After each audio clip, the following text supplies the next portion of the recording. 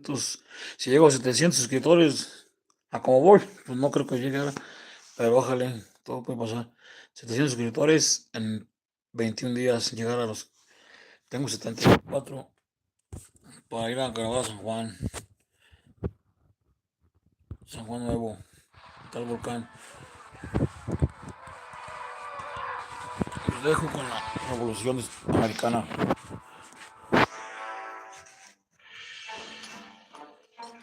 Boston, 1765. Lately, life in the colonies has been relatively tranquil. Certainly it has for Thomas Hutchinson. A fifth-generation Bostonian, Hutchinson has enjoyed good fortune and political success. The king has appointed him Chief Justice and Lieutenant Governor of Massachusetts. For years, Thomas Hutchinson has been one of the colony's most admired citizens. Until now. Hutchinson's life is about to take a dramatic and ugly turn. An angry mob is surging through Boston.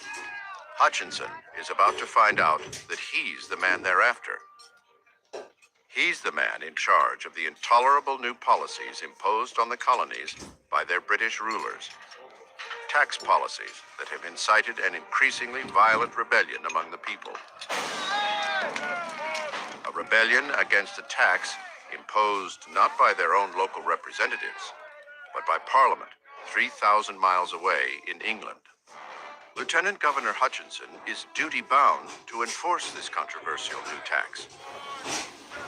Though he personally opposes it, he is being denounced as a traitor.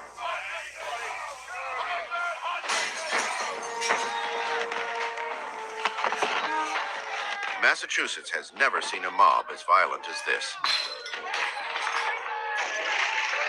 They're not just angry about the money, they're angry at the assault on their autonomy by English rulers who neither know them nor represent them. The revolt spreads like an epidemic through all 13 colonies. It's hard to imagine that the fallout from this tax will ignite a social revolution unlike any the world has ever seen.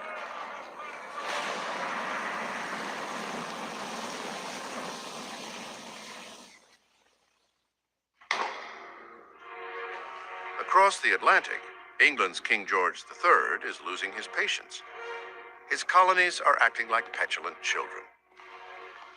These are his subjects, Englishmen, born in America, but Englishmen just the same. He is their ruler, and it's because of them that his empire is going broke. A decade ago, he sent British troops across the ocean to defend the colonies against French settlers and their Indian allies. The war went on for 7 years, and it cost England £60 million, money it now desperately needs. There's a sense that after the 7 Years' War, that America ought to pay its way a little bit. That expenses to protect North America should in part be raised in North America. Parliament's solution is unprecedented. The Stamp Act of 1765 directly taxes colonies by having them pay for stamps that must be affixed to virtually every piece of paper they touch. From official documents to playing cards. It goes badly from the start. The colonists resent not only paying the tax, but also having it imposed by a faraway parliament where no one represents them. Though the Crown appoints colonial governors and high officials, each colony is long accustomed to ruling itself and levying its own taxes. The Americans believed that over 150 years of being colonists, they had in a sense created a nation within the British Empire. They had free assemblies, democratically elected. They had free and independent and very good newspapers. They had their own tax system. It wasn't just paying a little bit of money. The notion was that other people were making them pay money. So it's an emotional issue. Who's in control here? We want to control our own lives, which includes, of course, our own pocketbooks. In 1765, a new generation of colonists is rushing headlong down an uncharted path to an unknown end, and the Stamp Act is what starts it. Much of the spirit, if not the exact words, is, don't you see what they're up to? Don't you see what's going on? There's a strategy at work here to gradually erode American liberties. If you let them do this, what will they try to do next? For the British, the tax isn't about eroding liberties, it's about money. Stoking the colonial reaction is a powerful underground movement known as the Sons of Liberty. They meet secretly in taverns across the colonies and come up with every tactic they can to keep government officials from collecting England's tax. People really started forming alliances between kind of street theater, street gangs, and merchants and artisans, and figuring out ways to all work towards the common cause, which is to repeal the Stamp Act. Soon enough, things begin to get ugly. Intimidation is a favorite weapon. Those who remain loyal to the king, known as loyalists or Tories, often find themselves terrorized by these self-anointed patriots. They often use very dramatic techniques, tar and feathering, for instance. This is a great way to humiliate people. First, you're stripped naked. The bucket of tar is heated, and you're coated with tar. And then they put these feathers, these goose feathers, all over you, and you're all hot, and you're prancing about like a silly goose. After a display like this, how is this person going to publicly oppose the patriot position? A loyalist printer in New York City publishes a loyalist newspaper, and they come in and smash his printing press, while they are also proclaiming free speech as a principle to fight for. That's the nature of war and the nature of revolution. While the angry rabble takes to the streets, men of property and education use printing presses and politics to denounce the Stamp Act tax.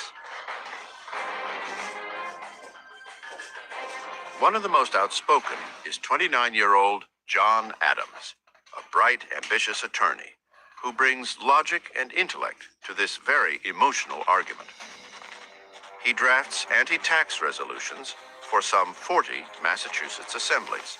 We have always understood it to be a grand and fundamental principle of the English Constitution that no free man should be subject to any tax to which he has not given his own consent. John Adams.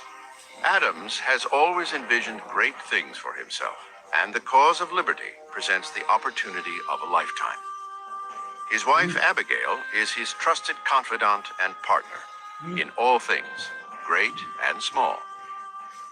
I think it's hard to overestimate the importance of Abigail Adams. I mean, not only is she more than an equal partner to her husband, but she comes to this contest with really perfectly formed ideas about which she feels passionately. She's an enormous influence on her husband. One day, these two will be counted among the founders of a new nation. For now, John Adams is one of many voices of protest in a Stamp Act rebellion that engulfs all 13 colonies. Down in Virginia, a fiery young legislator named Patrick Henry ups the ante. Resolved that the inhabitants of this colony are not bound to yield obedience to any law or ordinance designed to impose any taxation whatsoever other than the laws of their own General Assembly. Patrick Henry. In other words, no taxation without representation.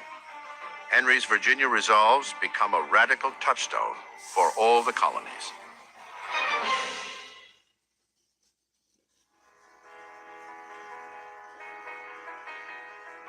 "3,000 miles away in London, another important player in the colonial drama, America's Benjamin Franklin, is doing what he does best: playing chess, flirting with a pretty young thing, and keeping an eye on developments for his countrymen.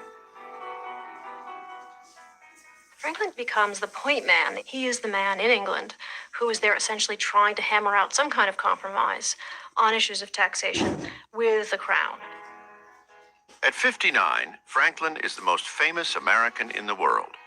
He has spent the better part of 2 decades in England as a trade representative and the colony's unofficial ambassador, wooing and wowing a London society with his wit and wisdom.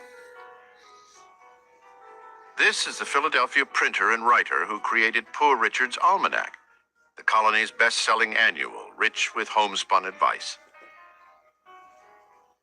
He is the scientist who famously flew a kite to experiment with electricity, who invented the lightning rod and the bifocal. A self-made man who went from lowly apprentice to wealthy entrepreneur, Franklin is the embodiment of what it means to be an American. Yet he adores England, the mother country, and especially London. He's absolutely in his element. This is where the great center of science is at this point. It's like being in the city as opposed to having been in the country. He's really hit the right group of people. And he's very much, he writes these down as the happiest years of his life. Now the uprising at home has put Franklin at center stage, a place he generally enjoys. London's baffled politicians come pounding on his door, desperate for a solution to the problem, hoping he can use his considerable influence to bring the colonists to their senses. But it's business, not politics, that settles the matter. The decisive blow is the blow to the British pocketbook. North American merchants said, well, okay, while the Stamp Act is in place, we're just not going to trade with you. It's a way of getting merchants in England to say, if this is going to ruin business, then the Stamp Act's got to go. Now England's merchants and bankers are feeling the pinch from the loss of business created by colonial boycotts, and they too start railing against the Stamp Act. The tax crisis has become just too big a headache, and in March 1766, a beleaguered parliament finally repeals the Stamp Act. Unbelievably, the people of the colonies have forced the world's greatest power to back down. The rebel colonists can celebrate their first sweet taste of victory and of power. But the battles are far from over. England still needs the money and still needs to show who's boss. Over the next 4 years, Parliament devises new taxes, which trigger renewed upheaval and end up being repealed. As this seemingly endless cycle continues, England dispatches 2 military regiments to Massachusetts from New York to keep order, adding fuel to the fire. In 1768, 4 more regiments sail from England on a collision course with America.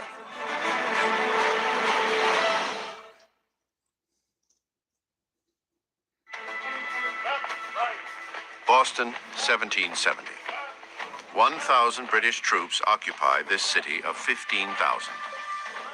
It is a volatile brew. Boston is an accident waiting to happen. Literally. Conditions are ripe. We've got an indigenous population that is very, very sensitive to having British soldiers quartered amongst them. You have all of these British regiments in Boston. This is something that the Bostonians simply chafe under. Resentment grows against the soldiers in Boston's streets. On the night of March 5th, a band of local patriots heckles a British sentry standing guard at the customs house. At first, they merely hurl insults, but soon they're hurling snowballs, and 8 more soldiers come to the aid of their comrade. You have a group of men who are egging on British soldiers, looking for ways to kind of stir up a fight, and now they've created the antagonism that they've been trying to gin up. Hundreds more colonists pour into the street. They launch a barrage of ice, oyster shells, and rocks at the soldiers. The guards panic. Their guns go off. And when it's over, 5 civilians lay dead on the frozen street. It was a tragically predictable sort of event. It's one of those situations in which the soldiers that are there to impose order are actually that seed of discontent that's going to produce disorder. Within hours of the deadly shootings, the Patriot spin machine roars into high gear. A tragic accident is recast as a murderous crime against the colonial people in what becomes known as the Boston Massacre.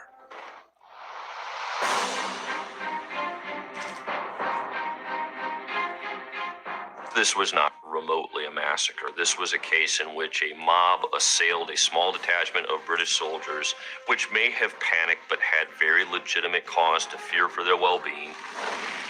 But that's not how it's portrayed to the outside world. A local silversmith and artisan named Paul Revere renders an exaggerated version of the event that makes it look like an unprovoked slaughter by the British soldiers. Boston papers are quick to print and distribute Revere's version. And this becomes the Patriot image of the Boston Massacre, which shows the British lined up in a row, firing their muskets all at once, as if they got the command to fire, which didn't happen that way. The first to die in the gunfire is a black man, a sailor and runaway slave named Crispus Attucks. He is widely viewed as the first martyr of the American Revolution. In this explosive atmosphere, the public outcry pressures the British to pull their troops out of Boston. The soldiers responsible for the so-called massacre are put on trial for murder, and they are hard-pressed to find an attorney to take their case. Surprisingly, one of Boston's most vocal patriots steps forward, John Adams. Adams is willing to risk everything, his and his family's safety, and his reputation as an ardent advocate of colonial rights. But he believes passionately in the right to a fair trial. Without human rights, the patriot cause isn't worth fighting. It was one of the best pieces of service I ever rendered. Judgment of death against these soldiers would have been a foul stain upon this country. John Adams. Adams wins an acquittal for 7 of the soldiers and light sentences for the other 2.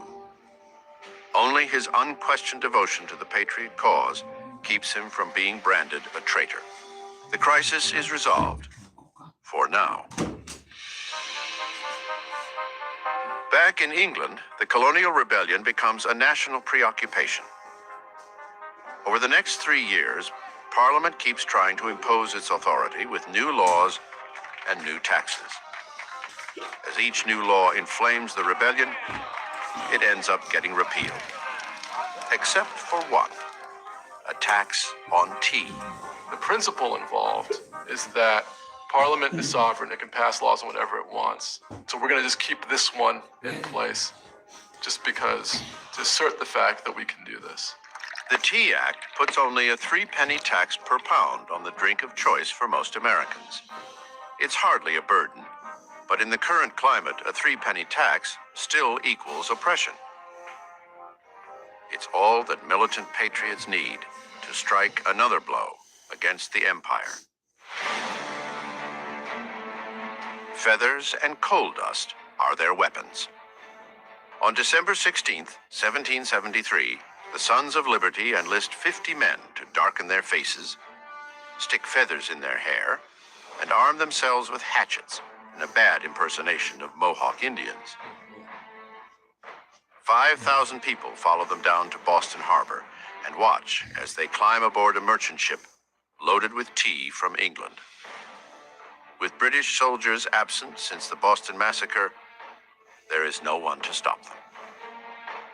342 crates of tea worth 10,000 British pounds are cast overboard. This wanton act of sabotage, which becomes known as the Boston Tea Party, will soon push the two sides to the brink of war. The British reaction was disgust and outrage. From a British point of view, you had an entire colony running amok. And the British government, after the Tea Act, frankly said, we've had enough. We've had enough of Massachusetts. We're going to clamp down on them. And we're going to make Massachusetts an example of what happens if you defy the authority of Parliament. At that very same time, the British discover yet another outrage committed by an American, someone they thought they could trust, Benjamin Franklin. Over a year ago, Franklin was passed a stolen packet of confidential letters written to a British official by Massachusetts Governor Thomas Hutchinson. Ever since Stamp Act rioters tore down Hutchinson's house 9 years earlier, he had tried to juggle serving his king with serving his angry fellow citizens. The letters given to Franklin exposed Hutchinson's true loyalist sympathies. There must be an abridgment of what are called English liberties. I wish, for the good of the colony, to see some further restraint of liberty, rather than the connection with the parent state should be broken. Thomas Hutchinson. Franklin sent the incriminating letters to colonial assemblymen in Massachusetts, who had recently made them public as irrefutable proof of Hutchinson's treachery against the Patriot cause. The reaction in the colonies was torrential. Mobs burned Hutchinson's effigy. The press vilified him. By December, when the Patriot Raiders throw the Boston Tea Party, they have destroyed Hutchinson's long career as a public servant. Within 6 months, Thomas Hutchinson will pack up his family and sail to England. The relentless strife that has set American against American will force this man, long devoted to colonial causes, into exile. Heartbroken, he will never again set foot in his beloved homeland.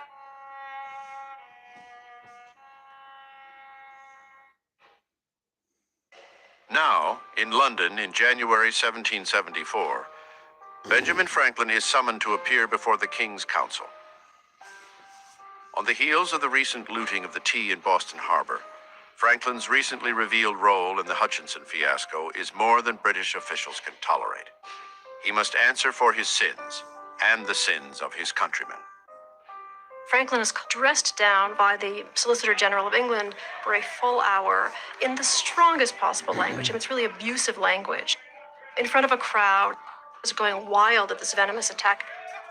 And Franklin stands stock still in this humiliating moment, head erect, and doesn't say a word for an hour. Many people have dated that as the moment at which Franklin becomes a revolutionary. Franklin the revolutionary is done with England, and England is done with him. Parliament punishes Massachusetts with a vengeance. It revokes the colony's 80-year-old charter, dissolves its local assemblies, and after a 4-year absence, sends 3,000 troops to reoccupy Boston. The Crown now runs Massachusetts. These people had been meeting in town meetings for 150 years. When they can no longer decide their own fate, they said, this is the end. People throughout Massachusetts rose up as one and said, no way. There is no turning back for either side. The tension between the people of Massachusetts and the British troops becomes unbearable. It's only a matter of time before someone fires the shot that will echo around the world.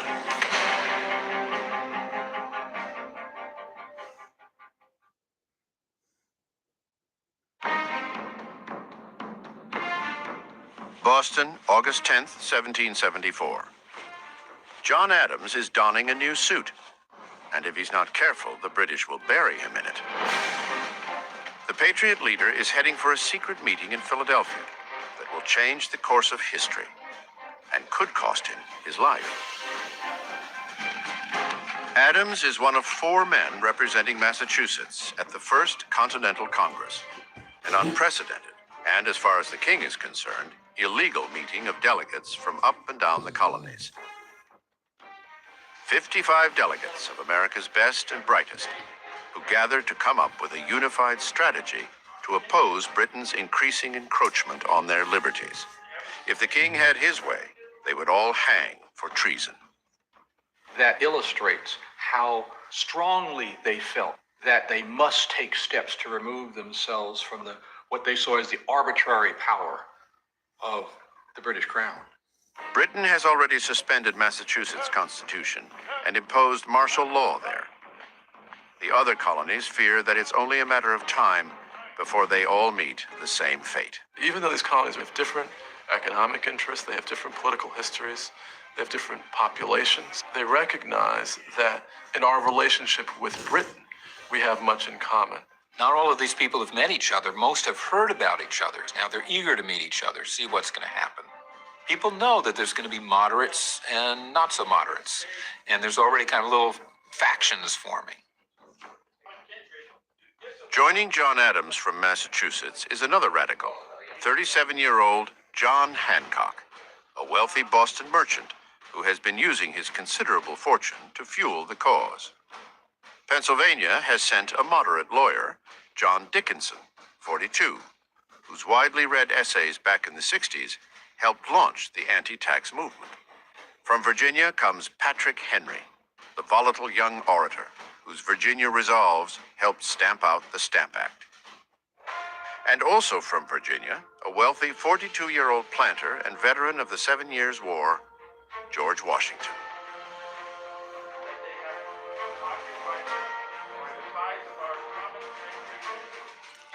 One of the problems is they all thought of themselves as Pennsylvanians, Rhode Islanders, South Carolinians, much more than they thought of themselves as Americans. Patrick Henry really just electrifies everyone when he says, I am no longer a Virginian, I am now an American. John Adams says the trick is to get 13 clocks to strike all at the same time, 13 ships to sail in the same formation. It's not easy. 13 conspirators against the crown. Finally, after 2 months of arguing and pontificating, the Congress adjourns with a unified message for England. Until colonial rights are restored, all 13 colonies will halt all trade with Great Britain. Local militias are to arm and stand in readiness. As one might expect, kings don't do well with ultimatums. No one tells the King of England what to do. The die is now cast. The colonies must either submit or triumph. I do not wish to come to severer measures, but we must not retreat. I trust they will come to submit. He makes the assumption that a simple show of force, of military might, will be enough to scare the rebels back to their senses. Not likely. Certainly not in Boston. The city is a tinderbox waiting to explode. The British have turned it into a virtual police state. They have sealed off Boston Harbor, disbanded the colonial assemblies, and forced locals to house British troops. The man in charge is Commanding General Thomas Gage. His orders are to quash the rebellion.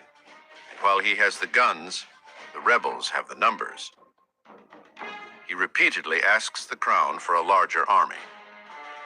Thomas Gage only has 3,000 soldiers in Boston. He's looking at 5,000 in Worcester County, 4,000 in Plymouth, all over like this. He's looking at this. He says, what am I going to do with my 3,000 people against force like this? He's playing a losing hand. He can't do anything for which he is called an old woman. He's very much a man in between. He's a military officer who is charged with a political task for which he's not really equipped to handle. With Hutchinson's departure, Gage is now Massachusetts governor and commander of an occupying army that no longer faces a small rebellion. It is a population in uprising. They start smuggling cannons out of Boston, and they start purchasing arms, and the militiamen start training, and they form the Minutemen. They actually sign associations. I will mobilize on a minute's notice. This is no longer a skirmish over taxes. The Patriots believe their way of life, their liberty, and their property are at stake. Nothing short of war will settle it. In April 1775, Gage gets orders from England to break the uneasy stalemate. He will send a full force out to the countryside to seize a huge store of rebel ammunition. Unknown to Gage, Parliament, King George, or anyone else, the fate of the British Empire hangs on this decision.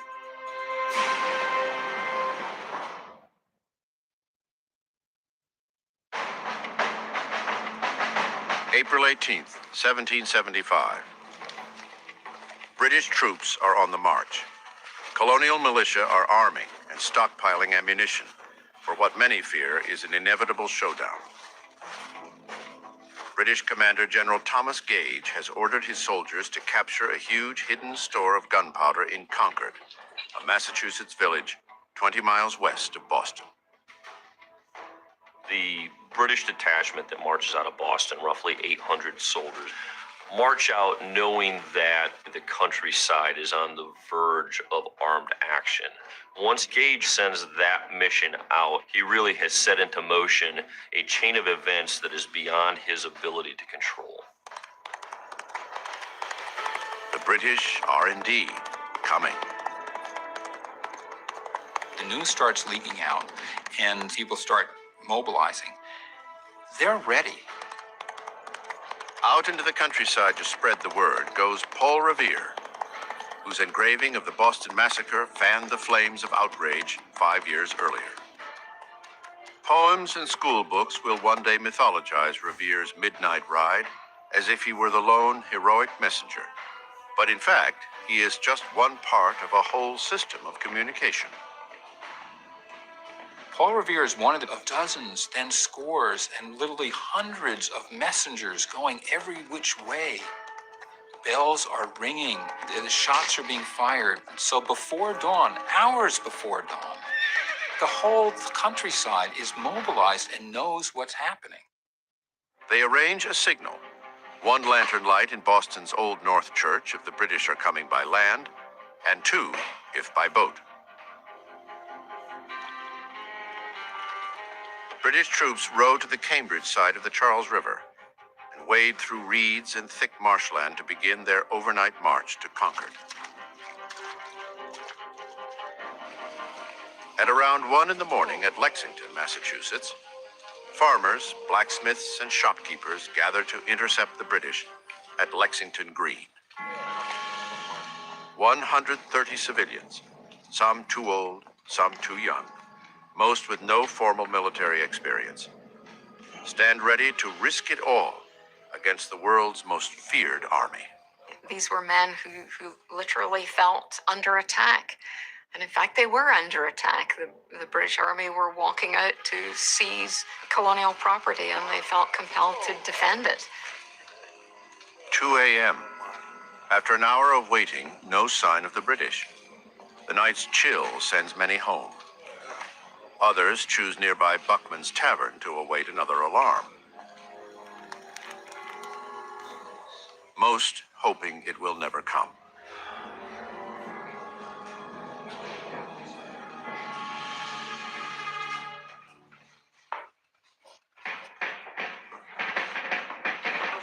At 4:30 a.m.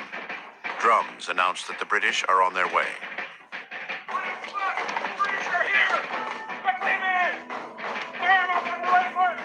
I'm sure the mood on Lexington Green was extremely tense. The best trained, most professional army in the world is bearing down on them. So even though they were fired up with a great sense of injustice, they were probably nervous. And if they weren't, they should have been. That's it. Okay. Step back, lads. Step back.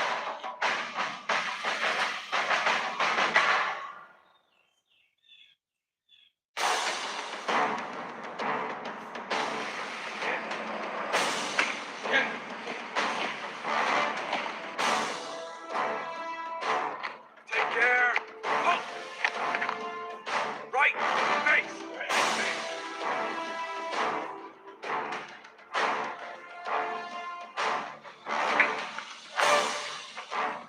Both sides eye each other suspiciously, both sides not wanting to take a misstep. All of a sudden, a single shot is fired. Nobody knows who fired the shot, After the war and investigations, nobody ever found out. As soon as that shot was fired, both sides commenced firing at will, and the American Revolution was on. Concrete! Fire! Fire! Ready! Quickly! Reason! Fire!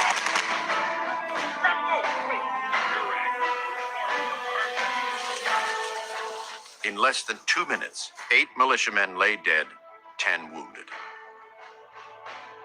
It really lit up the newspapers everywhere. Blood had been shed, and there was really no looking back after that.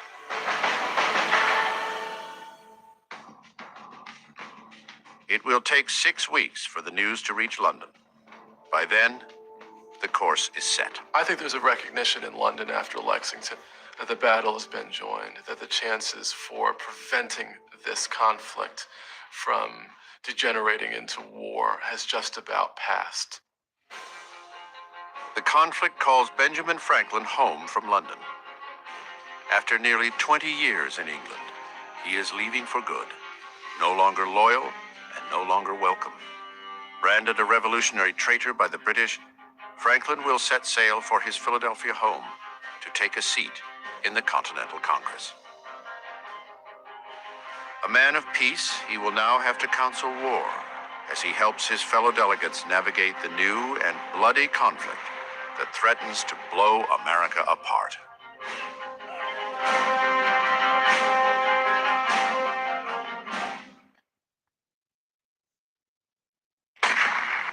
April 19th, 1775, Lexington, Massachusetts.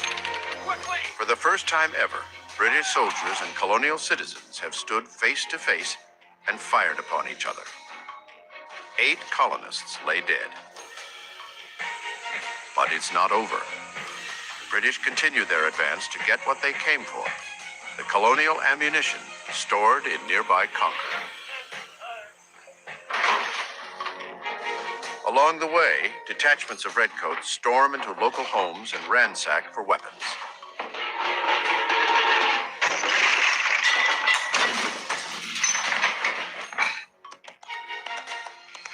The word spreads, and militia from all over the area rush toward Concord to head off the British. This time, it's the Americans who are coming. They find not just the Concord militiamen, but all sorts of other militiamen coming and still coming and still coming and still coming. The British are certain they can swat these militia away like pesky flies, and find that they cannot, that they've encountered hard-fighting men. The British are badly outnumbered. They are forced to retreat. 16 miles separate them from the safety of Boston. 16 miles on foot.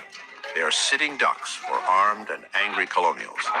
It is a trauma they won't soon forget. All the hills on either side of us were covered with rebels, so that they kept the road always lined and a very hot fire on us without intermission. Henry de Bernier, British soldier.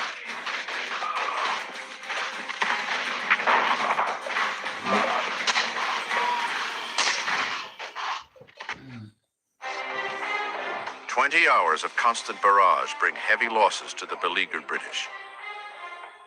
73 dead, 174 wounded, and 26 missing. The Americans suffer 49 killed, with 40 wounded and 5 missing. By the time British soldiers get back to Boston, the colonials have the city surrounded, with militia from neighboring colonies on their way. Gage and his troops are trapped, with their backs to the sea. The rebels have added insult to outrage.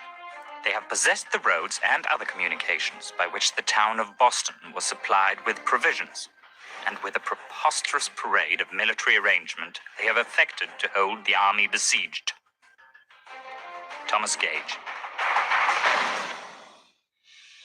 3 weeks later, on May 10th, 1775, Benjamin Franklin is back home in Philadelphia, just as the Continental Congress is called back into emergency session. The bloodshed in Massachusetts demands a new colonial strategy. Assembling a continental army and complete independence from England are subjects now on the table. The delegates eagerly await the thoughts of their venerated elder statesman, Benjamin Franklin, only to find him unusually quiet and withdrawn.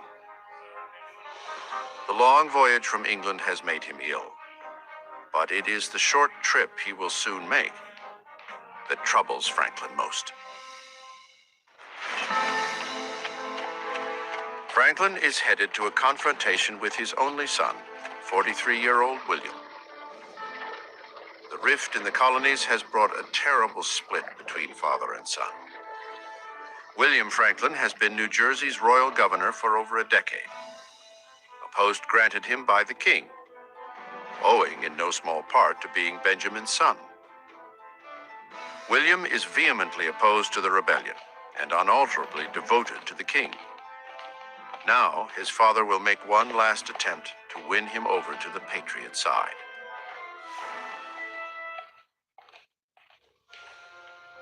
Once they were as close as a father and son could be. It was William who held the kite during his father's famous experiment with lightning. It was William who was his father's constant companion in the early days in England. But now, neither the strife in the colonies nor the humiliation heaped upon his father by the British turns William away from the king. Now, father and son must choose between country and family, but neither will bend. Like the growing civil war between patriots and loyalists, reconciliation between father and son is no longer possible. There were two sides to this issue. Most people could have seen both sides. Everyone had reasons to see those sides. Franklin isn't buying it, and he gives his son, he's absolutely unyielding with his son. Nothing has ever hurt me so much and affected me with such keen sensation as to find myself deserted in my old age by my only son. And not only deserted, but to find him taking up arms against me in a cause wherein my good fame, fortune, and life were all at stake. When I think about Benjamin Franklin, the great revolutionary, and his son, the leader of those conservative loyalists, it seems very strange to me that the old man should be the radical and the young man should be the conservative. Once they were inseparable. Now the wound between father and son will never heal. William Franklin doesn't get very good press in the American textbooks, but you know there were many others just like William Franklin. Which side are you on? That became the question. The political argument that tears the Franklins apart will also be replayed in thousands of colonial families. Politics have become intensely personal. Every American had to choose. Do I support the Patriots? Do I support the Loyalists? Is there any neutral ground between them? A bitter time is coming when everyone must choose sides, when fathers may have to fight sons, when brother may fight brother. There are twice as many patriots in the colonies as loyalists, but more than half the population just wants to be left alone. In the coming months and years, no one can remain on the sidelines. The ship has sailed. The revolution is on an irreversible course. It will take sturdy leadership from men as different in temperament as the people they represent. Whether they know it or not, these are the men of destiny who will guide the American people into their uncertain future. And these are the men who will shed their blood and give their lives to make it happen.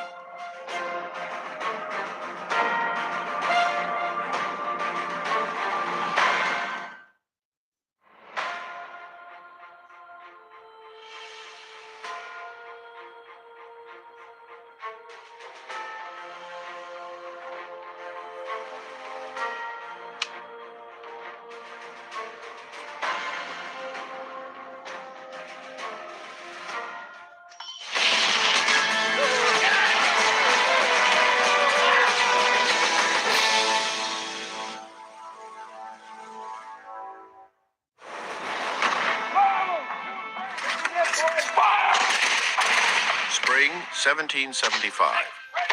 Bloodshed at Lexington and Concord has inflamed the colonies. The Continental Congress rushes back to Philadelphia to take up the growing conflict, as militia units from all over New England pour into Massachusetts to back up their neighbors. And the militias are certain that they can defeat the British Army because they have this revolutionary fire and spirit. And they argue that one man with that sort of spirit is worth 100 British regulars. One such man who comes to Massachusetts is a fearless officer from Connecticut. His name, Benedict Arnold, a man intent on doing great things in the coming war. Arnold has a bold military plan for the Patriot cause. When Benedict Arnold marched into the New England camp outside Boston right after Lexington and Concord, he was spit and polish. And he made such a physical impression when he sat on a fine horse. He was literally a commanding figure. Men looked up to him. Arnold has come by his regal bearing the hard way. Born into a life of privilege, his alcoholic father squandered the family's fortune, a traumatic turnabout that forced Benedict, at 13, to apprentice with an apothecary. At 15, he ran away to fight with the Connecticut militia in the French and Indian War. After the war, he overcame his lowly circumstances to achieve wealth and success in business. But the angry, resentful youth has grown into a bitter and arrogant man whose contempt for British rule has made him a militant patriot. Arnold convinces the Massachusetts Provincial Congress to send him on a mission that will grab personal glory for himself and desperately needed ammunition for the rebels, to capture the guns at Fort Ticonderoga, the massive but loosely guarded British garrison in the upper reaches of New York. Fort Ticonderoga, people referred to it as the Gibraltar of North America. It was, by all standards, the most spectacular fortress in North America.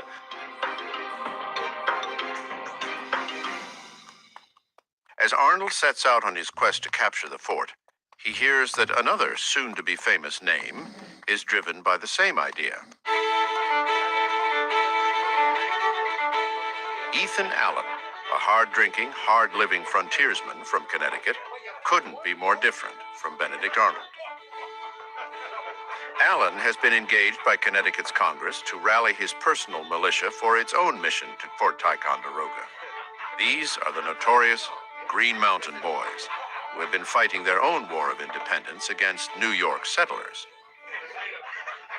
Ethan Allen, their Colonel Commandant, organized about 2,000 armed frontiersmen in what is now Vermont, who for 5 years had been fighting New Yorkers to keep them out of their farms, out of their new territory.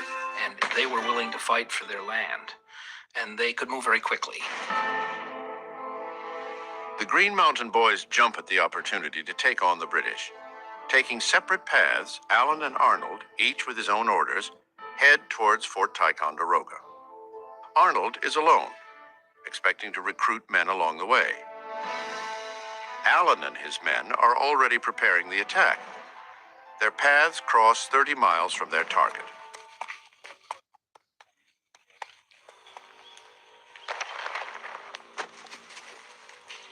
Arnold presents Allen with his Massachusetts orders and assumes he will command the operation. Allen, full of swagger as always, all but laughs in Arnold's face. These really are very vain, egotistical men, two strong personalities, very much interested in the accumulation of individual glory. The Green Mountain Boys were personally loyal to Allen, which Benedict Arnold found out to his chagrin when he arrived and tried to take over the attack on Ticonderoga. And they put down their guns, and they said they were going to march home, that they would only fight for Ethan Allen. Arnold grudgingly agrees to conduct the raid with these men, but finds himself relegated to second in command. It is a humiliating confrontation. In the pre-dawn hours of May 10th, 83 Green Mountain boys and 50 Massachusetts militiamen sneak up on the British stronghold. The 50 sleeping redcoats inside have gone undisturbed in the wilderness for so long, they are totally unprepared for what's about to hit them.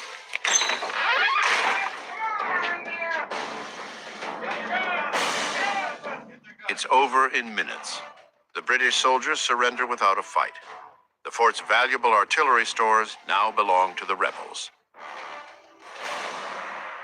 They essentially stole the fort from the British. They were able to essentially walk in a manner of speaking. The British really left the keys in the door to Fort Ticonderoga. What happens next turns Arnold's stomach. Allen's men find 90 gallons of rum, go on a 3-day binge, and tear the place apart, leaving Arnold to mop up after them. But the worst insult comes when Allen writes to Arnold's superiors in the Massachusetts Congress. Allen brazenly takes complete credit for the operation. He keeps all the glory for himself and purposely makes no mention of his rival, Benedict Arnold.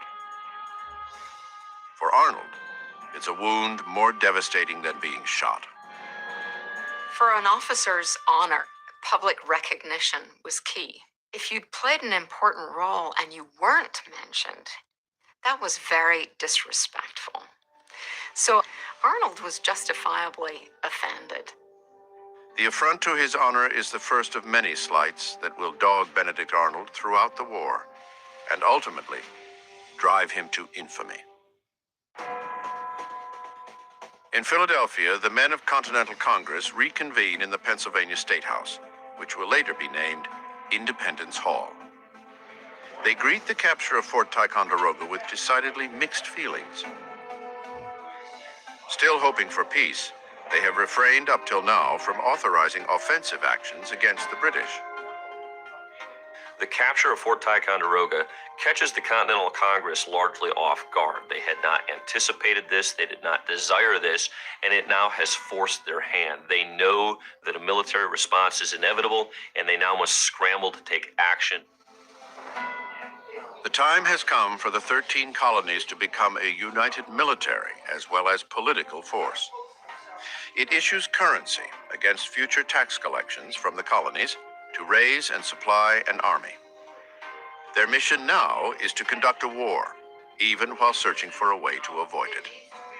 We ought immediately to adopt the army as a continental army, take upon ourselves the pay, subsistence, clothing, armor, and munitions of the troops.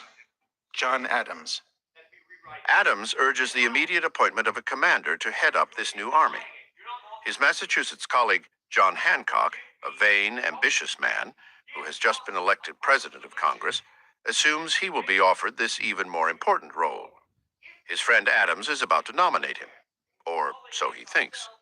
And that is a gentleman among us, and very well known to all of us.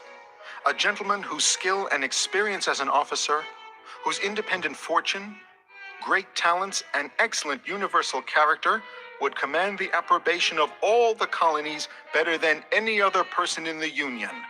That is the gentleman from Virginia. Hancock is stunned. Adams passes him over for a gentleman planter from Virginia, George Washington. The Continental Congress wanted a national army, not just a Massachusetts army or a New England army. They thought that by getting a commander-in-chief from a different colony would balance that. So they cast a welcome eye on Washington from Virginia. At 6 feet 2 inches and 215 pounds, George Washington cuts an imposing figure. Prior to his nomination, he spoke very little in session, yet spoke volumes about his intentions by showing up every day dressed in a military uniform. Here's a very impressive guy. I mean, he wears his military uniform with great dignity. And of course, he shows up making the point. I have military experience. I am a person who you can count on as your military commander. So he has the image to do it. He's got the experience. He's from Virginia. They make him the commander-in-chief, and he modestly says, I'm really not equal to the task, and I'll just do my best. But lest some unlucky event should happen unfavorable to my reputation, I beg it may be remembered by every gentleman in the room that I this day declare with the utmost sincerity, I do not think myself equal to the command I am honored with. George Washington. His behavior seems somewhat disingenuous. Clearly, he wanted it. He was very ambitious. He was particularly ambitious in military matters. Early on, he realizes that the best way to be ambitious is to convince everyone else that you're not ambitious. And he follows this through his entire life. Ambitious, disingenuous, modest. Who is this man, George Washington, the man appointed to construct a new continental army? In 1775, he is hardly a household name. He's one of the wealthiest men in the country. He's in his mid-40s and really should be in retirement at that time. Washington is someone who has nothing to gain from participation in the revolution and everything to lose. He wasn't born to wealth. Washington's father was a Virginia farmer who died in 1743 when George was only 11.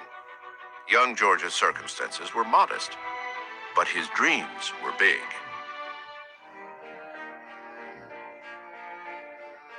But he envisioned himself dancing at the grand balls in the huge homes of the rich. He envisioned himself being a great landowner, and these were dreams that he pursued constantly all of his young adult life. As a teenager, he immerses himself in the teachings of a book called The Rules of Civility and Decent Behavior, which instructs readers on proper manners, social behavior, and temperament. He commits them to memory. In the presence of others, sing not to yourself with a humming noise, nor drum with your fingers of feet. Lift not one eyebrow higher than the other, and bedew no man's face with your spittle by approaching too near him when you speak. George Washington himself was very anxious to have all the right moves.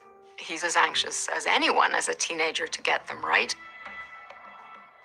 At 16, with only an elementary school education, he becomes a surveyor, where he learns how to navigate the wilderness, something that serves him well when he is appointed to the rank of major in the Virginia militia. In 1754, he leads a company of men into a territorial skirmish with French soldiers, where someone in his regiment, perhaps Washington himself, kills a French diplomat. Many believe his poor judgment starts a chain of events that leads to the French and Indian War. Despite his inauspicious start, Washington persists and eventually proves himself to be an exemplary officer. After the war, good fortune boosts Washington's ambitions. He marries a wealthy widow named Martha Custis and inherits his half-brother's estate, Mount Vernon, which he goes on to build into a plantation with more than 100 slaves. As part of the landed gentry, he goes into Virginia politics. Though he may feign unworthiness, there is no one in 1775 better equipped to take on the job of Commander-in-Chief. Very importantly, he had been a political figure. For 16 years, he'd been a state legislator. So he was somebody who knew how to work with politicians, could work with Congress, and would not be a threat to Congress.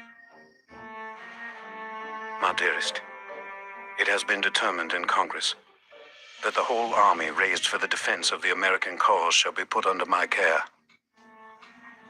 Curiously, even when writing to Martha of his appointment, Washington is still pretending he doesn't want the job.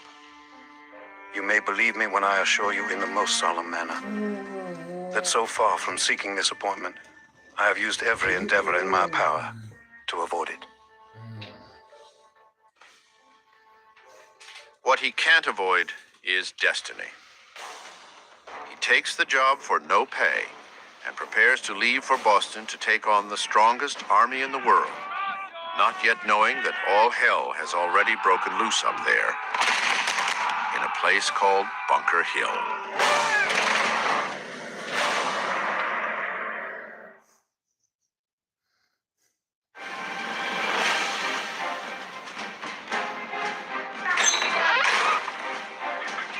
May May 1775. The rebels' capture of Fort Ticonderoga turns up the pressure on the already beleaguered British commander, Thomas Gage. Back in the French and Indian War, 2,000 British soldiers lost their lives seizing Fort Ticonderoga, and now Gage has lost it to the Americans. In London, King George is furious that Gage's superior forces have failed to control the colonists. I am of the opinion that when once these rebels have felt a smart blow, they will submit. And no situation can change my fixed resolution, either to bring the colonies to a due obedience or to cast them off. King George III. No more reasoning, no more legislating. The colonies will come to their senses or face a show of force unlike any they have ever seen. Gage is dismissed. He is too weak, too tolerant. To replace him, the British command sends its 3 best generals to bring the colonies to heel. These are England's best and brightest military men, who become known as the triumvirate of reputation. General Henry Clinton, American-born, a competent soldier, but socially inept. A man referred to, even by himself, as a shy bitch. General John Burgoyne, vain and ambitious. One popular English writer gives him the nickname Julius Caesar Burgonius. And General William Howe, an experienced military man who came to appreciate America's British colonials while fighting alongside them in the French and Indian War. These 3 supporting generals were brought in essentially to supplant Gage, and it became a kind of personal contest between these 3 men as to who would take Gage's position as commander-in-chief in America. Howe is the odds-on favorite, but an odd choice to take over the command in America. A political liberal, he opposes the king's policies in the colonies and had once vowed not to fight against his English countrymen there. General William Howe was opposed to the war. All they wanted was the Americans to submit to British laws and British taxes. They didn't want to go fight them.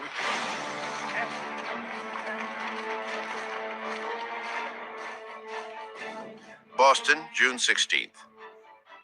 In the months since Lexington and Concord, rebel militia in the hills around Boston have laid siege to the city, trapping the British and their loyalists inside. Now, the British command is planning to break the rebel stranglehold with an overwhelming offensive up Bunker Hill to take the high ground around Boston. But the colonials are a step ahead of the British. Spies have slipped the British plans to the rebels. Up in the hills, regimental commanders from Connecticut and Massachusetts lead their men to fortify Bunker Hill, then decide to move one hill closer to Boston on Breed's Hill. There, they dig in for a British attack.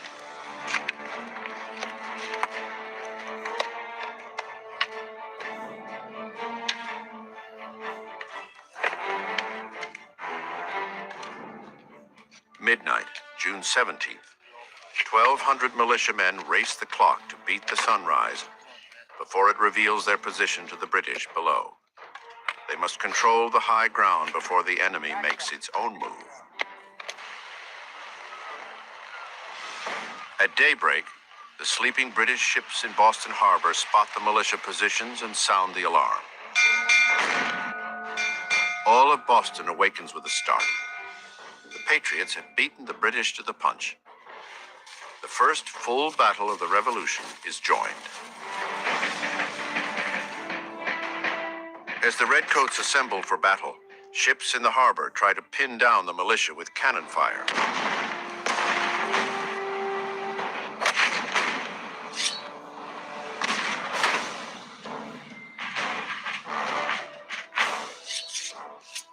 Under the command of General William Howe, lines of British soldiers, their bayonets at the ready, climb the hill without any cover.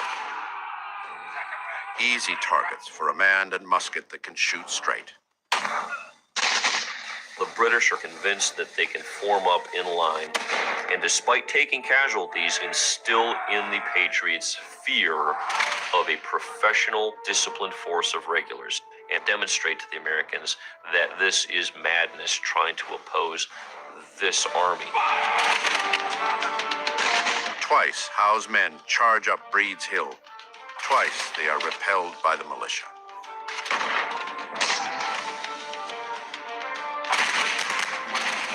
From roofs and hilltops, civilians come out to witness the bloodshed.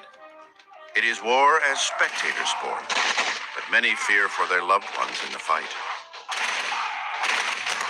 The rebel barrage goes on for 3 hours until they run out of ammunition. Despite their advantage, the rebels have no choice but to retreat. The British finally capture the hill on their third charge.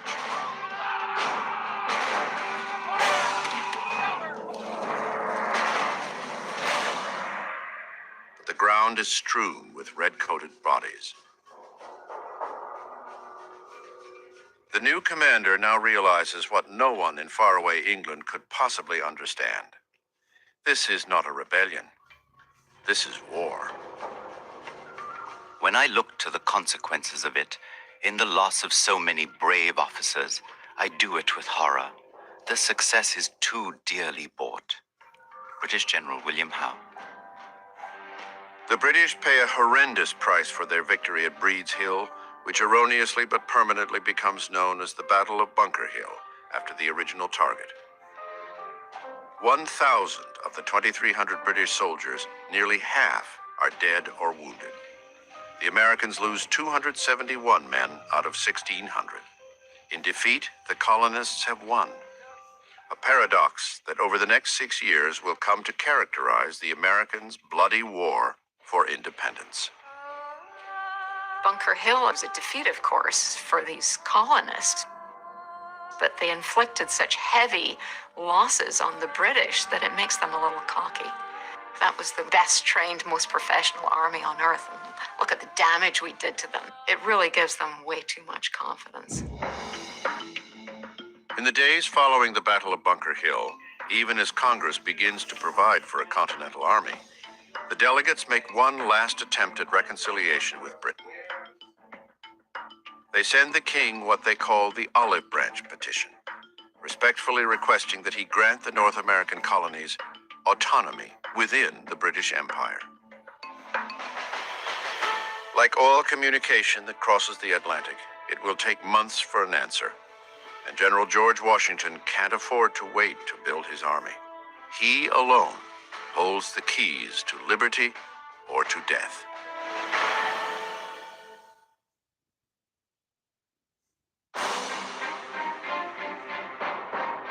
June 1775. As word of the valiant defense of Boston's Bunker Hill reaches Philadelphia, General George Washington writes a new will and heads off to meet his destiny. Whatever mortal fears Washington harbors, the people he meets on his way to Boston have no such misgivings about the man charged to defend them. The appointment gives universal satisfaction. I was struck with General Washington. Dignity with ease and complacency, the gentleman and soldier look agreeably blended in him. Abigail Adams. Cambridge, Massachusetts. Washington is in for a terrible surprise. Despite their brave defense of Breed's Hill, the men he is coming to command fail even his worst expectations. He really has a task that is absolutely mind-boggling. We say that there was an army around Boston. There wasn't an army around Boston. There was a gaggle. These men are ragged, disheveled, getting drunk on duty, no knowledge of how to handle a musket efficiently. There was no discipline. There was certainly no hygiene, very little structure. It was a mess.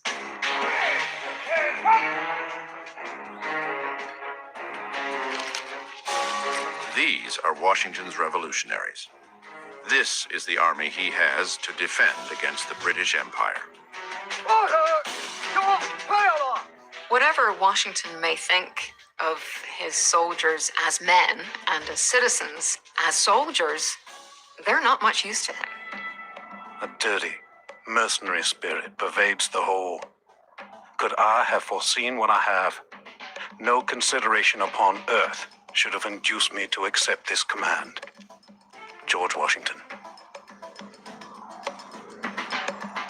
The general must start from scratch and personally attend to even the lowliest, most rudimentary functions.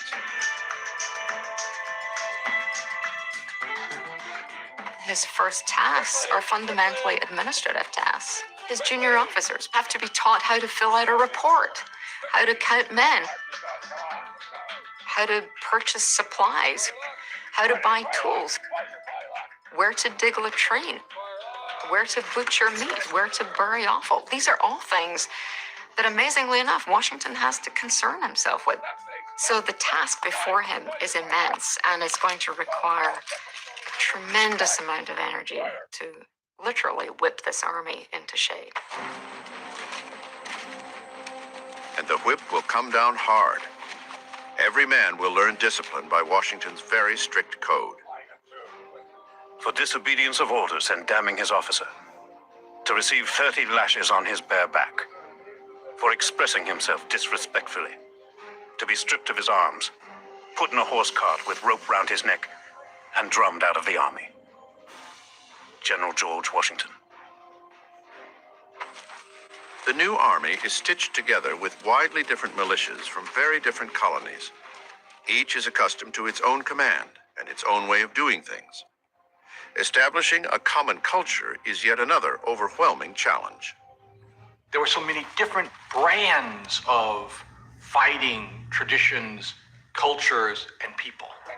Washington was very concerned that there were so many rivalries, so much friction between members of his army. One of the Army's most serious problems is the utter lack of ammunition and gunpowder. When Washington is told that they have only 9 rounds of gunpowder per man, he is inconsolable. Advertisements in colonial newspapers plead for local gunmakers to step up their production, but to little avail. Perhaps no commander in history has ever faced so many obstacles to putting together a fighting force. And even if Washington succeeds, the effort may still be doomed. Most men have signed up for just 1-year enlistments. These men are serving for very short terms. Most of them, their contracts expire either in November or December. They're only going to be around for a few months. So as soon as they become even remotely competent, they're going to go home, and he's going to have a new group to train again. Against these odds, Washington has precious little time to turn this woefully undisciplined, underprepared, and undersupplied army into a force that will have to stand up against the strongest army in the world.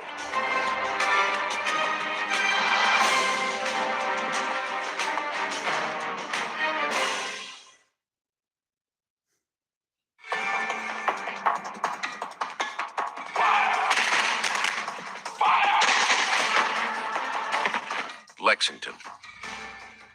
Concord. Bunker Hill.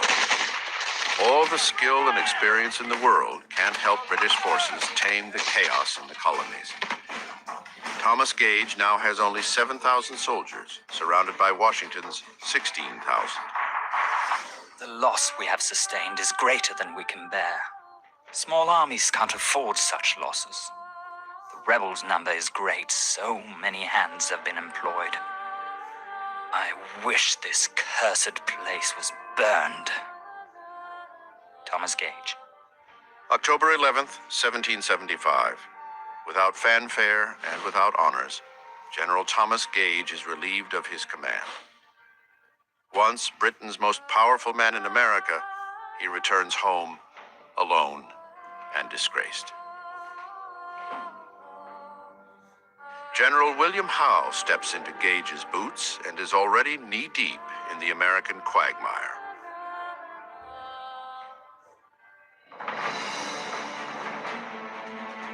In London, King George roundly rejects the Olive Branch Petition, Continental Congress's last grasp for peace. On October 26th, in his annual speech to Parliament, the king throws down the gauntlet. It has now become the part of wisdom to put a speedy end to these disorders by the most decisive exertions. King George III. What the king wants is a military solution to a political problem. But his call for war is anything but unanimous among Britain's people and politicians. But when Parliament votes, war carries the day. The military is ordered to send thousands more troops and a full armada to quell America's escalating revolution.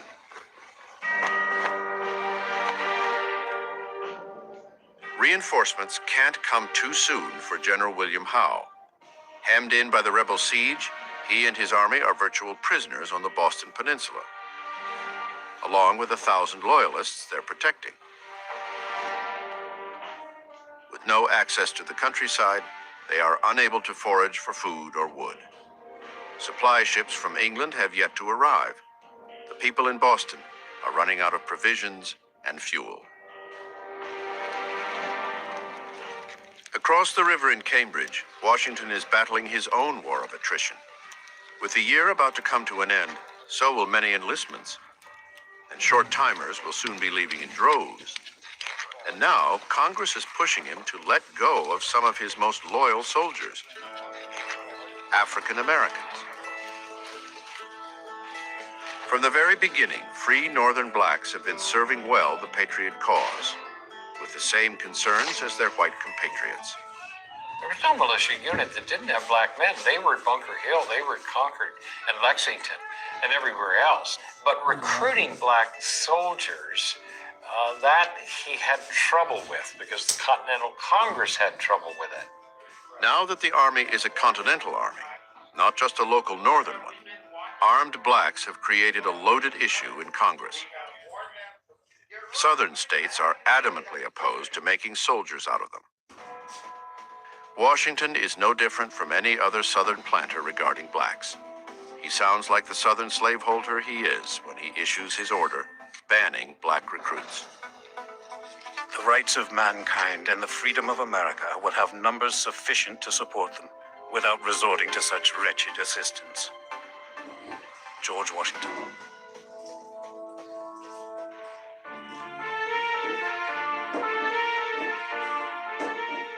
The great irony is that the one man closest to the general is a black man, his slave, Billy Lee.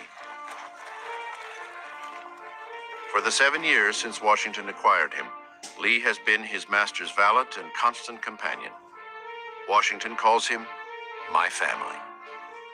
Billy Lee was more than just a slave to George Washington. He was his personal slave.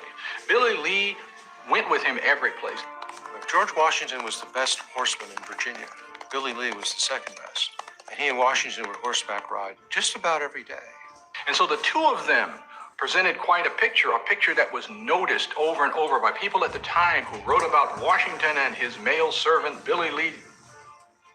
You could say that Billy Lee, in fact, was a close friend of George Washington, even though he was a slave. Washington and Congress's decision to reject black soldiers plays perfectly into the enemy's hands. The Royal Governor of Virginia, Lord Dunmore, issues a proclamation that welcomes blacks to the British side.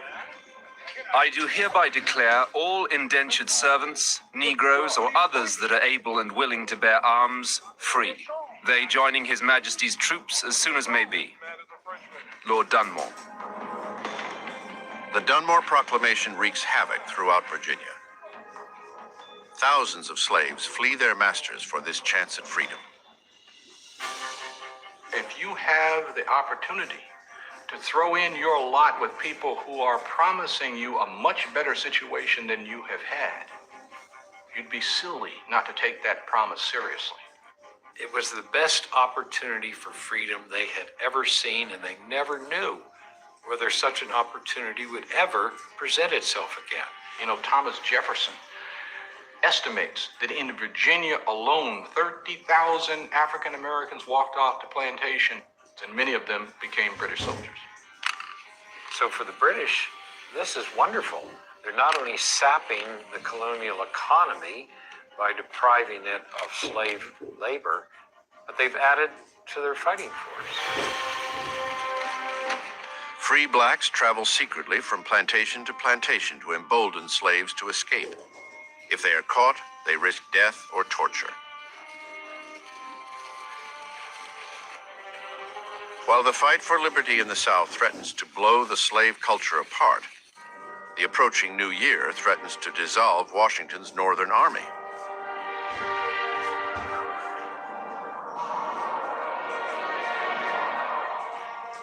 We are now without any money in our treasury, powder in our magazines, arms in our stores, without a brigadier, engineers, expresses. By and by, when we shall be called upon to take the field, we shall not have a tent to lie in. I have often thought how much happier I should have been if, instead of accepting a command under such circumstances, I had taken my musket upon my shoulders and entered the ranks, or had retired to the back country and lived in a wigwam. George Washington.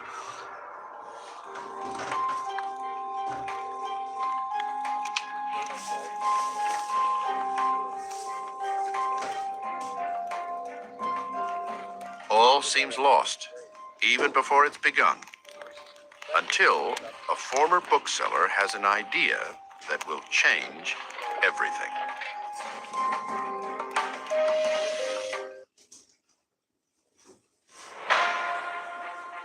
January 1st, 1776. It's a new year for a new army, and General Washington raises a new flag to commemorate it, the Grand Union, with 13 stripes representing both the differences and common cause of the 13 colonies, and with the British Union Jack in the upper left to acknowledge those colonial leaders hoping to salvage a relationship with England. That same day, the colonies get the news of the King's October proclamation to crush the rebellion by any means necessary. It's a stunning declaration by the King that rouses rebel ire more than ever. But an army needs more than anger to fight a war. With the onset of winter, neither side has the supplies necessary to brave the cold and snow. The British hole up in Boston, waiting for reinforcements and supplies from England, while Washington uses the time to piece together an army short on everything, from manpower to gunpowder. But help is on the way. Henry Knox, a 25-year-old colonel and former Boston bookseller, is leading a trek from Cambridge to Fort Ticonderoga on a quest for arms. Knox has taken it upon himself to recover the artillery captured from the British at Fort Ticonderoga. For 2 months, in the cold and wet, he, his men, and teams of oxen haul 120,000 pounds of artillery across 300 miles of muddy woods, frozen rivers, and steep, icy slopes back to headquarters in Cambridge.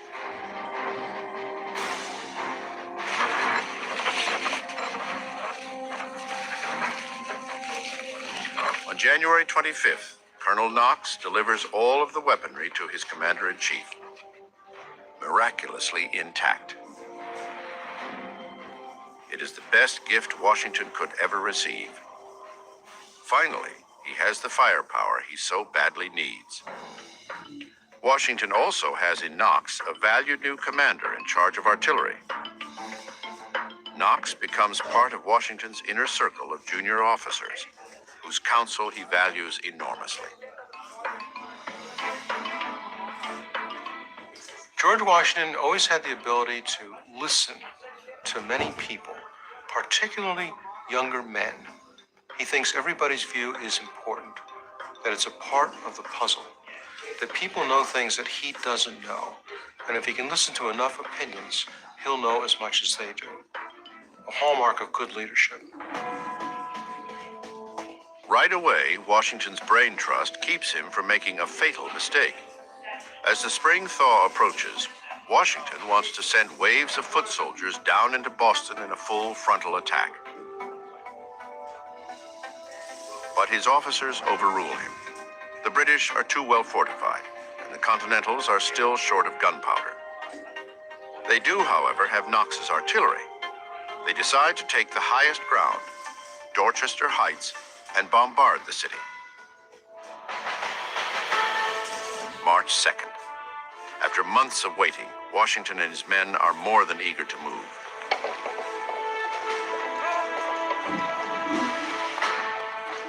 The general is about to launch the first offensive of his command. He sends a stern warning to his troops. Our posterity depends upon the vigor of our exertions. If any man in action shall presume to skulk, hide himself, or retreat from the enemy without the orders of his commanding officer, he will be instantly shot down as an example of cowardice. General Washington. The night of March 4th. Surprise will be the key. From 3 points outside the city, Cobble Hill, Lechmere, and Roxbury, the Army rains light cannon fire down on Boston. A decoy to misdirect the British, while the rest of the Army hauls Knox's artillery over to Dorchester Heights. Through the night, Washington's men build fortifications and drag cannon up the steep, frozen slope. By morning, everything is in place. Daybreak, March 5th. On the 6th anniversary of the Boston Massacre, the British awake to the sight of 20 cannon pointed down on their ships in the harbor. "My God," a shocked Howe exclaims, "these fellows have done more work in one night than I could make my army do in 3 months." It's not until after they see Ticonderoga's guns on Dorchester Heights that they realize they got to get the heck out of there. The Continentals don't even need to fire a shot. Howe issues a futile order for his ship's cannon to fire on the Continental position, but Washington's guns sit just out of range. Luckily for Howe, his ships are also out of Washington's range. Howe and his army prepare to abandon the city and take thousands of Loyalist citizens with them. One Loyalist would later write, "The necessary care of the women, sick and wounded required every assistance that could be given. It was not like the breaking up of a camp, where every man knows his duty. It was like departing your country, with your wives, your servants, your household furniture, and all your encumbrances." Over the next 2 weeks, the Continentals watch from above as all of Boston scrambles to evacuate, taking everything with them that isn't nailed down. It is a bitter exile for the Loyalists, many of whose families had lived in Boston for generations. By March 17th, they are all gone. 120 ships carry 9,000 redcoats, 2,000 Loyalists, and as many of the city's usable goods as possible, out to an unknown fate. The Patriots return to the city, the beloved birthplace of the rebellion, and Washington enjoys the first victory of his command. But it will be his last for the rest of a grueling and humiliating year. 1776 will see 33,000 British troops, the largest contingent ever sent overseas, head for America to grind the revolution into dust.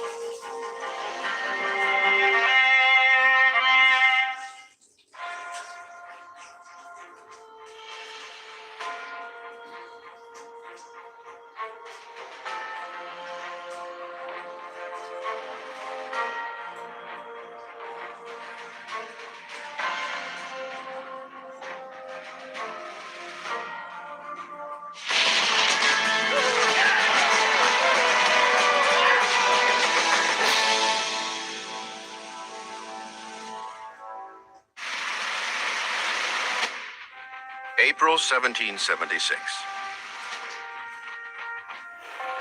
Fresh from their victories in Boston, the Continental Army marches overland toward New York. Having sent the British running, they are America's surprise heroes.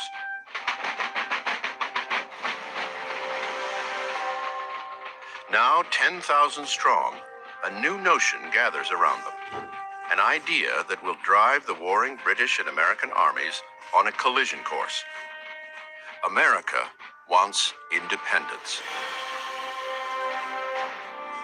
It will take George Washington and his citizen army everything they've got to win it. The heroes of Massachusetts, now riding high on confidence, have not even begun to taste the full power of the king's vengeance. The British are coming back, this time to deliver a more decisive blow. As they move toward New York by sea, they assemble an armada, the size of which the world has never seen. The British commander, General William Howe, fully understands his orders. What had begun in Massachusetts as an annoying insurgency is quickly becoming an expensive and embarrassing war. It is time to stop it. Flushed with the idea of superiority after the evacuation of Boston, the Americans desire decisive action. Nothing is more sought for by us. General William Howe. New York is the perfect place to end this rebellion, one way or another. The importance of New York City is not lost to either William Howe or George Washington. Whomever controls New York City will control the Hudson River and by extension have the ability to sever the lines of communication between New England and the remaining colonies. This was the grand strategy that was going to subdue the rebellion, that would break the colonies in half along this river, that would separate the cockpit of the revolution in Boston from the cockpit in Virginia, in New York, in New Jersey, and by that means bring about the collapse of the rebellion. The conflict that has been fought militarily in Boston and politically in Philadelphia now comes to New York, a city already bitterly divided between loyalists and patriots. Each side, loyalist and patriot, is waiting for the great clash that will decide their fate. A British victory would likely end the war and return the colonies to the king. A continental win could set the colonies free. At stake, liberty. The word that has been in colonial ears since the outset of the year, when a slim pamphlet set America ablaze. The sun never shined on a cause of greater worth. Everything that is right or reasonable pleads for separation. The blood of the slain, the weeping voice of nature cries, "'Tis time to part." Finally, someone has given the colonists a vocabulary of revolution. But who is the author?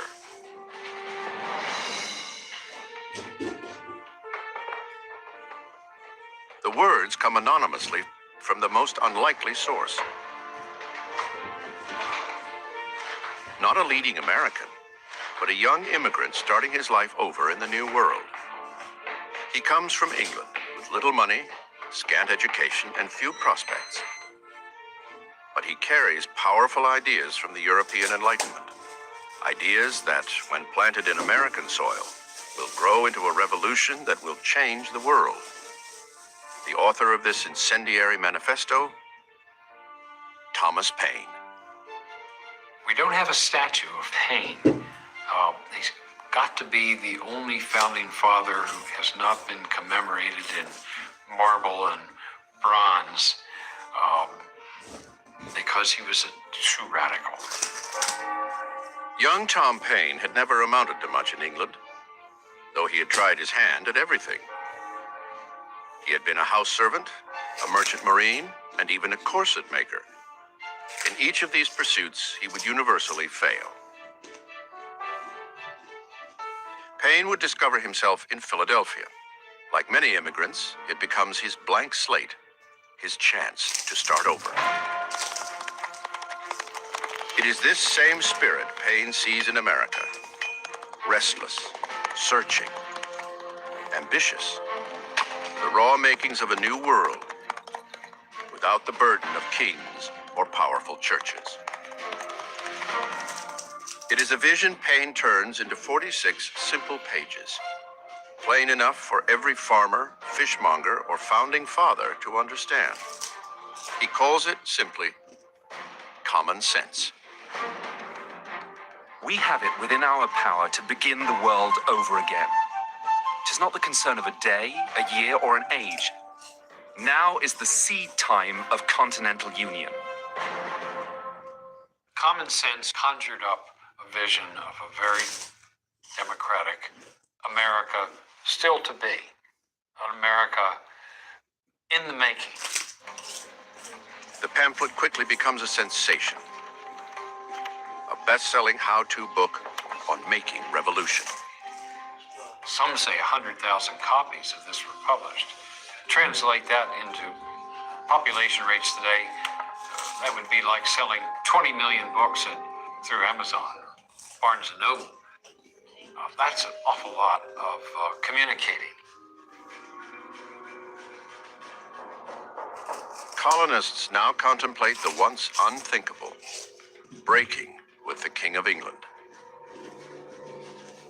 Thomas Paine has finally told them what to do. Begin a new world. Begin America.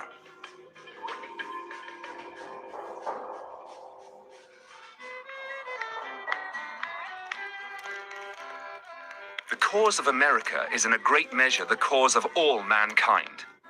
O ye that love mankind, ye that dare oppose not only tyranny but the tyrant, stand forth. The army now swells with citizen soldiers ready to fight for Paine's ideals of a new world. Soldiers like Lieutenant Joseph Hodgkins. My dearest Sarah, I hope Providence will provide for us and carry me through all the troubles we have to meet in the way of our duty and while we are absent from each other. A New England cobbler, 32-year-old Hodgkins had joined the army to protest colonial rule in his town of Ipswich, Massachusetts. Now he is pushing farther from his home, his tiny shoe shop, and his wife, Sarah. I would not have you be uneasy about me. As I'm engaged in this glorious cause, I am willing to go where I am called.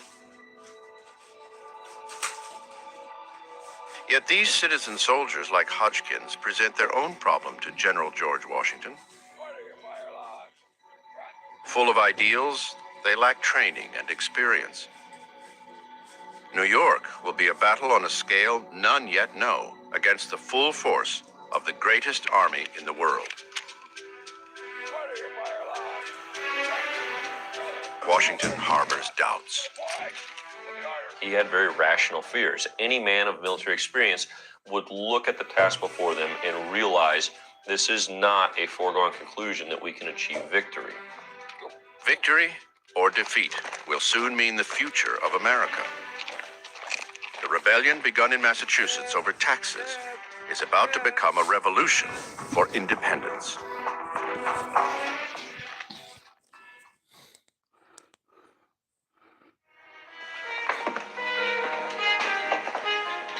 June 1776. The debate over America's political future has been pushed to the forefront.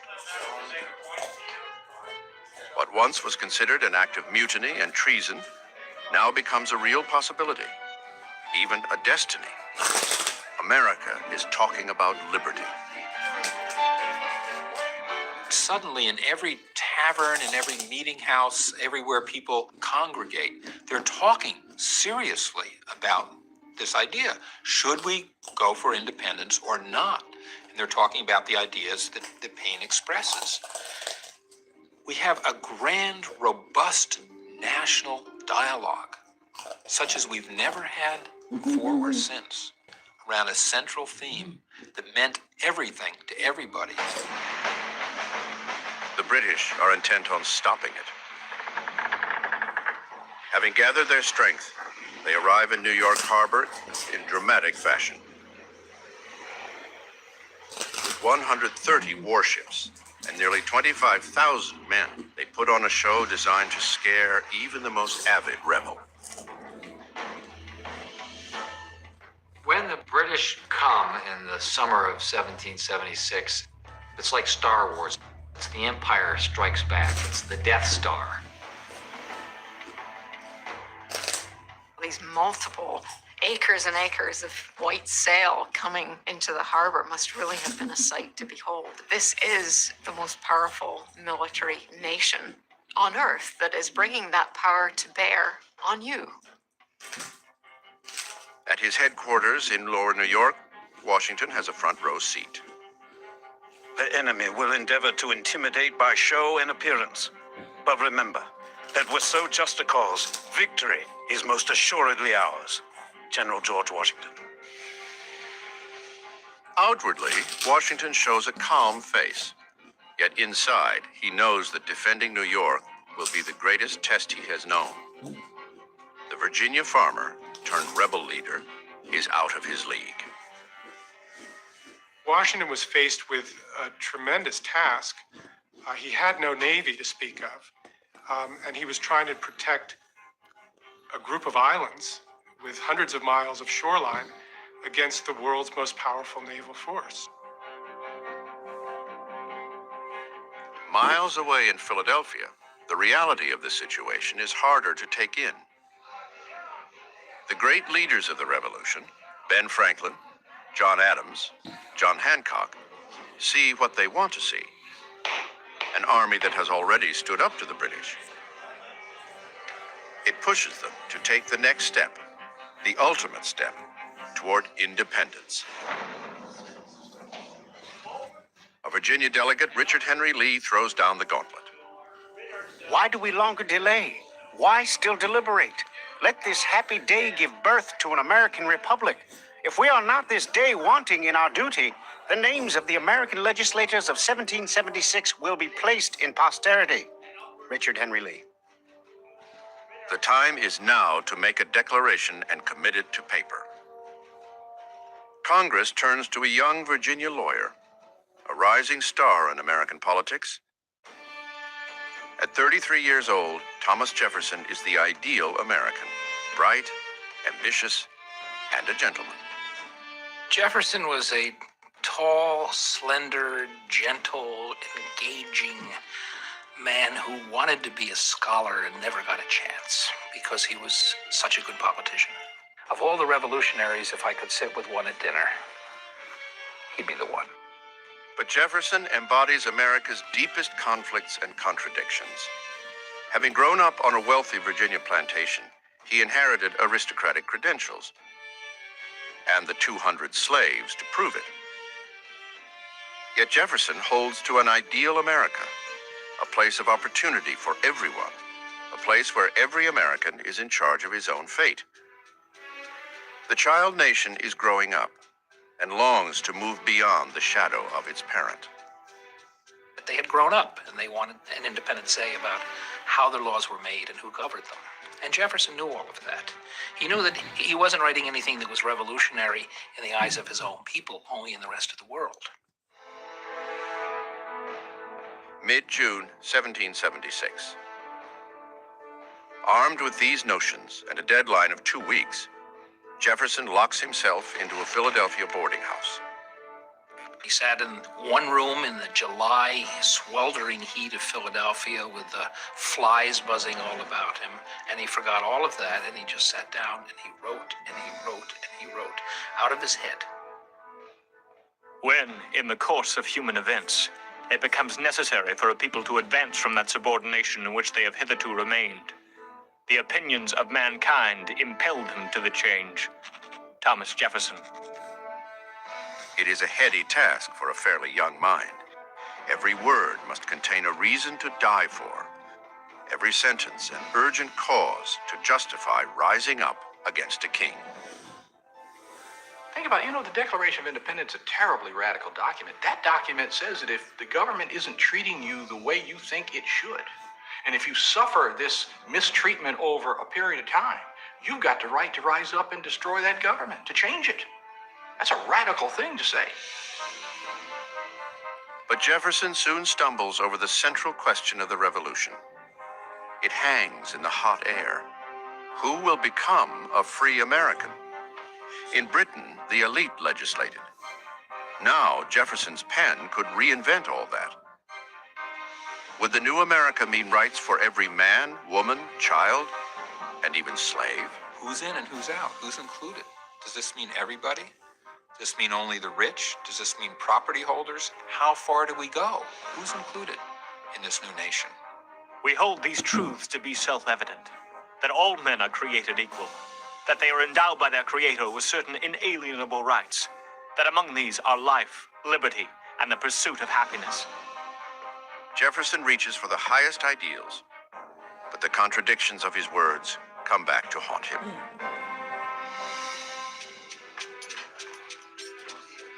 All the talk about freedom and liberty, all of this reaches the ears of nearly 500,000 colonists who are black. That's 1/5 of the population. Slavery already divides the colonies.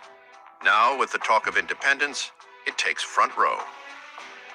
Some colonists draw the line at giving liberty to slaves. Others bristle at the hypocrisy of fighting for independence while sanctioning slavery. Jefferson himself remains divided. His own slaves watch their fates debated before them. When Thomas Jefferson, incidentally the holder of over 100 slaves at this moment, wrote, "We hold these truths to be self-evident that all men are created equal, endowed by their Creator with certain inalienable rights, and among these are life, liberty, and the pursuit of happiness." You don't think his slave said, "Right on, John, right, right on, Thomas," that this is precisely what we want. Many slaves choose not to wait. From cities and plantations across America, blacks begin an exodus. They flee. On Washington's plantation, we know that 17 slaves ran. Stephen, 20 years old, a cooper by trade. Deborah, a 16-year-old woman. Peter, an old man. 23 fled from Jefferson. These people had made decisions. What's best for them? Patriot or loyalist didn't really matter. What's my best bet? What does a man like Jefferson make of this? When the slaves flee? Well, it throws in his face the notion of the enlightened slave master. And it comes upon him with great force, I think, if it hadn't before. That there's a fundamental contradiction in this whole revolution project between fighting for unalienable rights and holding slaves. He knew that. Jefferson takes aim at slavery with scathing indictments of its wrongfulness. He puts them in his draft, yet falls short of calling for the end of slaveholding. Major battles are looming. Compromises must be made. In Philadelphia, his draft will soon be thrown to the varied interests in Congress. They will tear it apart. While in New York, the Continental Army prepares to put its life on the line for the dream of independence.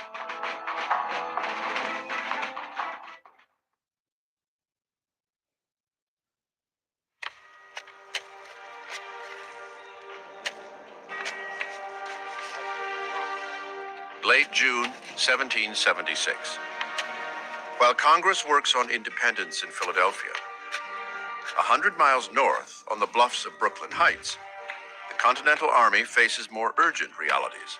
Put your backs into it, men. They dig in for the fight to come. Every day they expect an attack. Every day it fails to arrive. Lieutenant Joseph Hodgkins oversees the building of fortifications.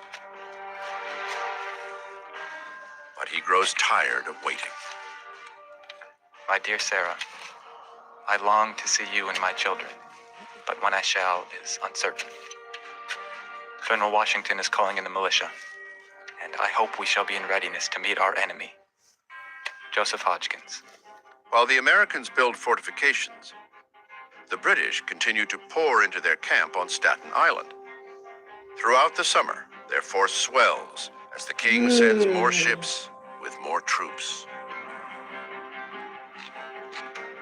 Washington watches and waits. The impeccably cool gentleman from Virginia remains perplexed by the British, who gather strength but show no sign of attacking. Day after day, week after week, he can only sit and wonder. Very unexpectedly to me, another revolving Monday is arrived before an attack upon this city, or a movement of the enemy. The reason of this is incomprehensible to me. General George Washington. The flotilla of British ships bobs just off the tip of Manhattan, waiting for even more reinforcements, biding their time, wearing down rebel nerves. What Washington needs is a navy to stand up to the Goliath of the British Empire. What he gets is a slingshot, a tiny concept he hopes will have a huge impact. Its codename, the Turtle. It's the world's first combat submarine, designed to harass the world's mightiest navy. Made of oak, covered in tar, the tiny craft fits just one person. With a bicycle-like method, the engineer propels the vessel underwater. With a drill, he will fasten kegs of gunpowder and a fuse to his victim's hull. But the simple weapon is not simple enough. The Turtle will be used only once. At night, she sneaks up on the British flagship, the Eagle. But fastening the explosives to the hull proves too difficult. The Turtle is forced to make a hasty retreat, spotted and pursued by British longboats. The keg of gunpowder, the erstwhile torpedo, floats down the Hudson River, where it goes off by itself, harmlessly. A giant column of water shot up as the bomb went off, and people on the shores were looking on in astonishment. But that was the end of the experiment. It will be words, not bombs, that deliver Britain the strongest blows. July 1st, 1776. A draft of the Declaration is delivered to Congress. The delegates immediately tear into it. The excruciating part took place after the document was written, and that was 3 days of debate in Congress, in which Congress took out 89 different things, including any language criticizing the practice of slavery. And Jefferson just sat there writhing through the whole thing. The issue of slavery is left for another time. There are flickers of doubt. They're bothered by it. They can't fix it. They kick it down the road. They basically postpone the problem to be reckoned with on another day. That day became the Civil War. It was a pretty bad day. But it's not that they're not bothered by it. They know it's wrong. They just don't know how to deal with it. The pressure of time once again intervenes. On July 2nd, the matter of independence must be put to a vote. It passes. The second day of July, 1776, will be the most memorable in the history of America. It ought to be solemnized with pomp and parade, with shows, games, sports, guns, bells, bonfires, and illuminations from one end of this continent to the other, from this time forward forevermore. John Adams, congressional delegate. Adams is a little off on the date, but close. 2 more days are necessary to hammer out the final declaration. On July 4th, independence becomes written fact.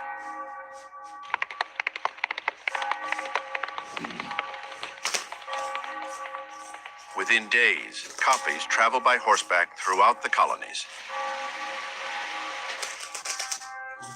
No one had set out to create a war of independence, yet they had delivered one.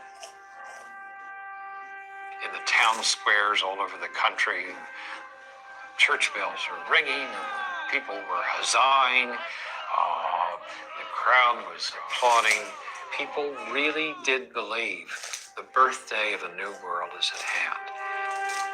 These united colonies are, and of right ought to be, free and independent states, absolved from all allegiance to the British Crown. All political connection between them and the state of Great Britain is and ought to be totally dissolved.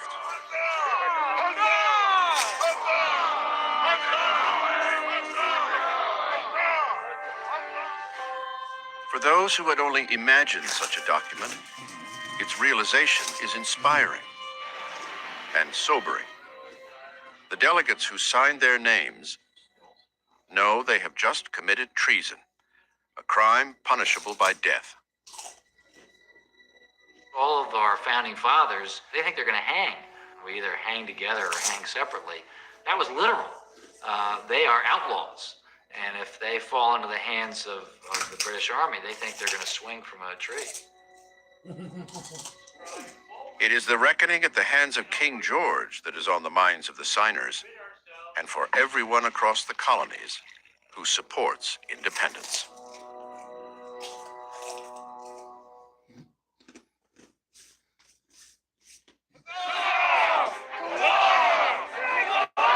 July 1776. Across the colonies, the reaction to the Declaration of Independence is deafening. For it or against it, it's clear that there is no turning back. It is a war that will make or unmake America. The Declaration of Independence does change what the war is about. Up until that moment, the war had just been about forcing the British into a point where they'd be prepared to renegotiate the terms of membership in the empire. But after that moment, it's about getting the British to acknowledge independence. In New York, patriots pulled down a statue of King George. It is a symbolic deed, but a useful one too.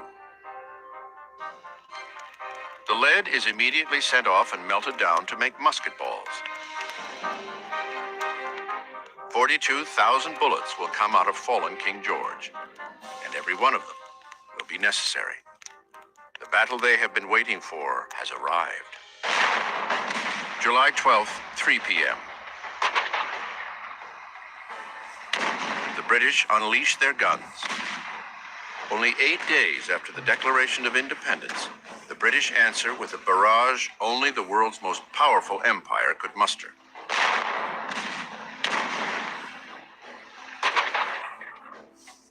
Soldiers and citizens alike freeze with fear.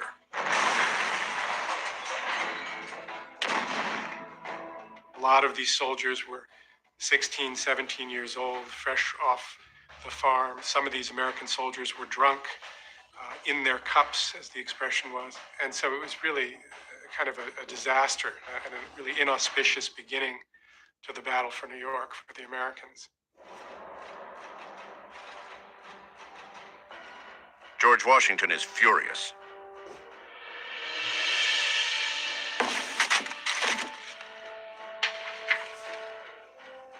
The British have made clear their power. Now, inexplicably, they stop the attack. As quickly as the barrage comes, it ends. It is merely a show of force, a scare tactic by the British commander, General William Howe. In fact, Howe's goal was not to win. It was to force the Americans to a conference table. It wasn't about inflicting crushing military defeat. It wasn't about humiliating the colonists. It was about showing them that British liberty was something worth having. The British, having amply displayed their might, now counter with an invitation to talk peace. But Howe makes a small, yet costly, miscalculation. The message he sends is addressed simply to George Washington, a breach of protocol that is instantly recognizable. The British are in a very difficult position. If they address the latter as His Excellency George Washington, Commander-in-Chief, they're effectively recognizing the legitimacy of the Continental Army. For Washington, this is a critical thing. He needs to be recognized. They are equals, after all. Howe commands an army, Washington commands an army. The messenger and his various letters is rebuked several times. Finally, the letter is accepted. But by then, Washington wants no part of it. He sets aside the letter without opening it. The Americans will not consider negotiating. So high is the vanity and the insolence of these men. Their leaders seem to risk everything, so that blows and war seem inevitable. Ambrose Searle, British Secretary.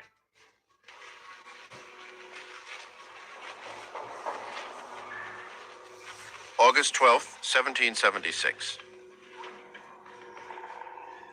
There will be no peace. Instead, the Continental soldiers will have to deliver America by war. The British might will soon return, but when and where remain a mystery. Joseph Hodgkins redoubles his efforts. My dear Sarah, the posts are not going as quickly as I expected. It is thought this fleet will get all the strength they can before they make an attack on us. But we are awaiting and expecting them every day. Joseph Hodgkins. This will be a different scale of warfare than these soldiers have ever known. On the eve of battle, some sit down to prepare their wills, aware that their first real battle with the British may also be their last.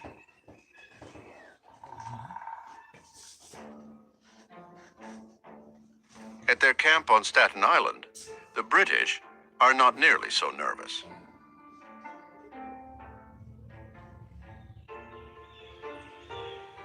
Sure that victory is near, they bide their time enjoying the fruits of the American continent. The fair nymphs of this isle are in wonderful tribulation, as the fresh meat our men have got here has made them as riders as satyrs. A girl cannot step into the bushes to pluck a rose without running the most imminent risk of being ravished. Lord Rawdon, British officer. Their leader also takes full advantage of his time. Having taken one of his officers' wives for a lover, General William Howe lets the days slip by in his private conquests. George Washington can afford no such pleasures. Back in Manhattan, the general is losing his famous cool.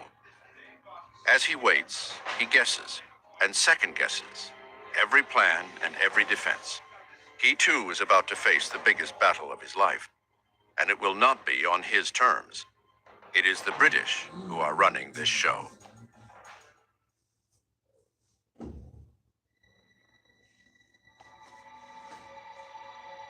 Late August, Long Island, D-Day. On a warm August morning, Howe moves his army. More than 15,000 British soldiers now march toward the American positions. For the first time in the brand new War of Independence, the British will test the strength of the American army head on.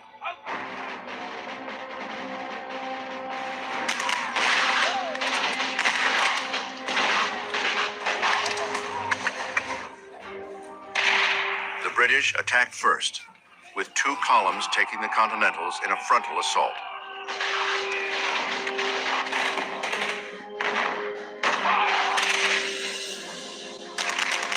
The two sides face each other in massive lines, often a mere 100 yards apart. They gave everybody a couple of tots of rum just to get them liquored up enough to do this. The Americans didn't have that discipline. They didn't know it. This is European-style warfare. For nearly all the Continentals, it is their first taste of it.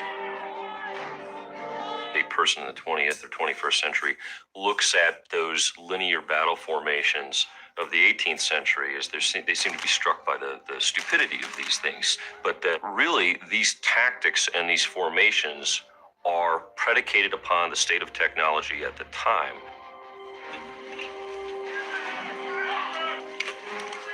In open field battles and in smaller forest skirmishes, the Americans struggled to hold their own.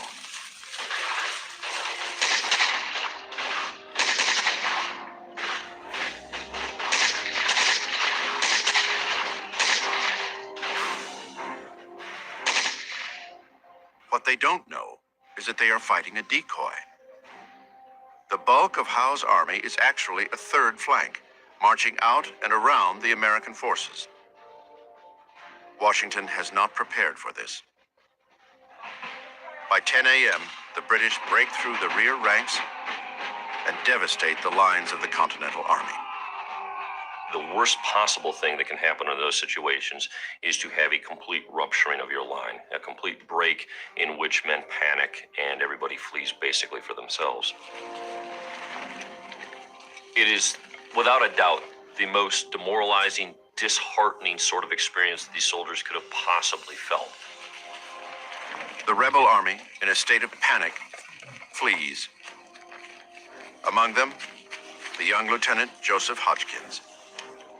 He watches his soldiers break, a sight he will never forget. Loving wife, in the woods and in the night, the enemy marched out 2 different ways. We were obliged to go through fire and water.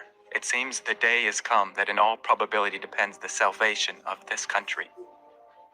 Joseph Hodgkins.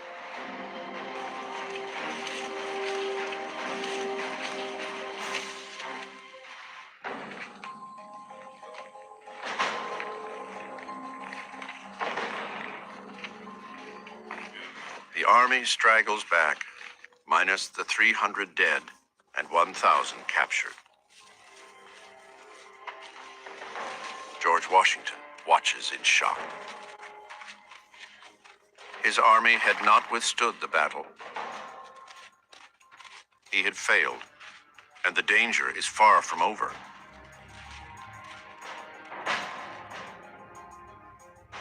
At Brooklyn Heights, the army is trapped on all sides. The British Navy commands the waterways to the west.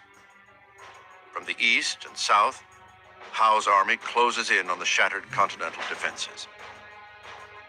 All looks lost, but the end would not come just yet.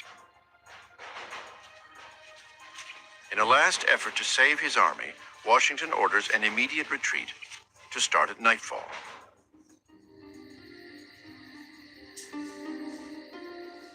Under the cover of darkness, the army begins to move, stealthily, using every ferry and fishing boat available to them.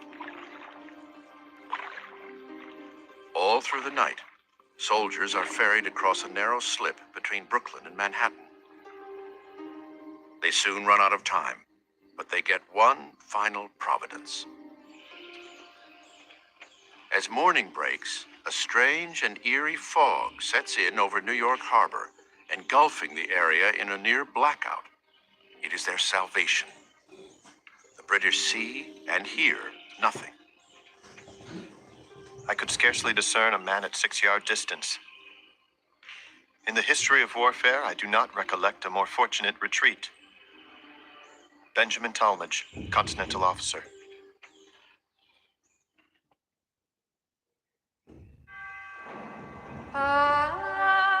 When the fog lifts, the British are met with an empty camp.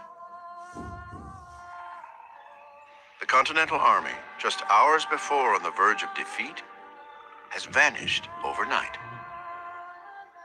The failure to capture them and to really put a stop to the war by rounding up the rebel forces really was perhaps one of the greatest blunders of the war, because it was in New York with the greatest armada, the greatest number of men that they had at any time during those 8 years. The British lost their best opportunity to win the war at a stroke.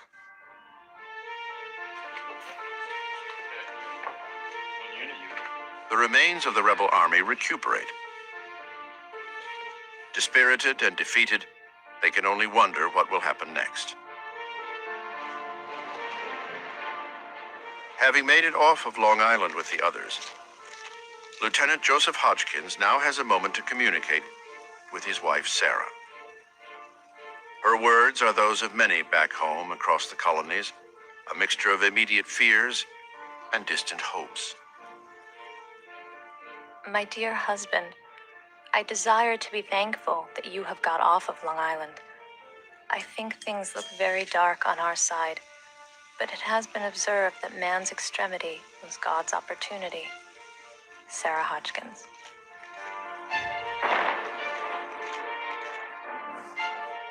George Washington is wrecked.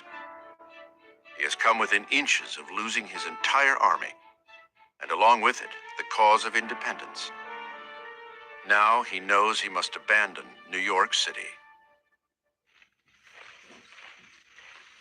The Continental Army is in no shape to fight again. They leave the city and go north along Manhattan Island. A few months ago, they were being treated as heroes. Now they are in full retreat.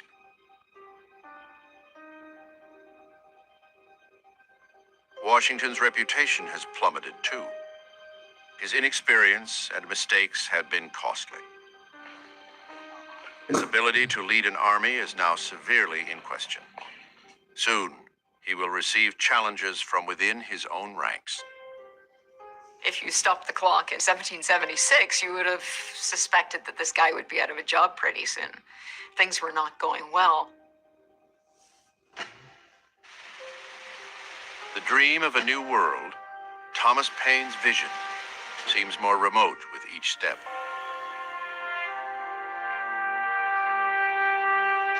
Across America, spirits are depleted. Many soldiers up and leave the army. Others, like Joseph Hodgkins, face the choice: stay and fight, or return to their homes, perhaps as British subjects evermore. My dear Joseph, I hope if we live to see this campaign out, we shall have the happiness of living together. It will trouble me very much if you should engage again. Your most affectionate companion until death, Sarah. Hodgkins will stay and retreat with the remains of the army toward an uncertain future for himself, for the army, and for the cause of independence.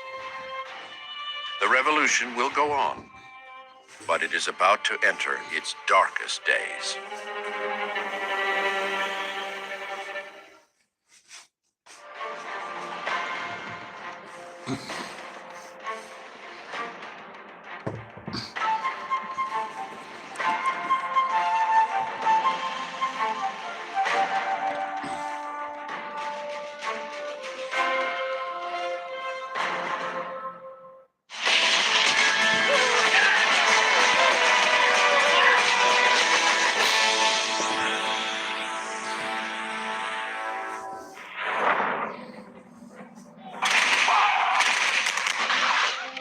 September 1776, New York. The rebel army is in retreat, pursued by the British up the Isle of Manhattan. In battle after battle, the colonial army is sent running, overwhelmed by the British forces and their superior power.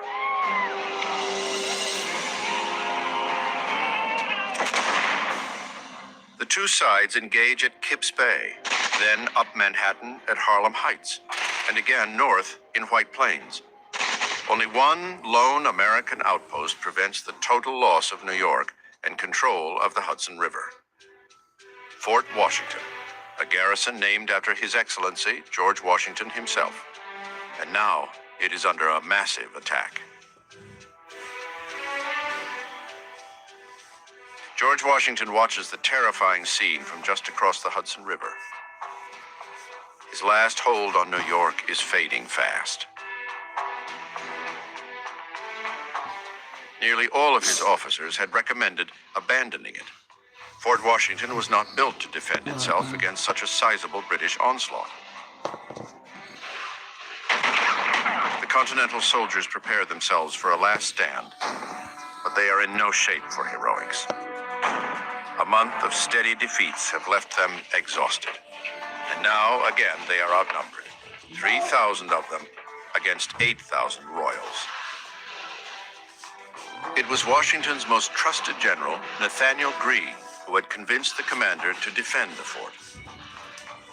Greene, a young and talented Rhode Island officer, had, over time, become Washington's most trusted confidant.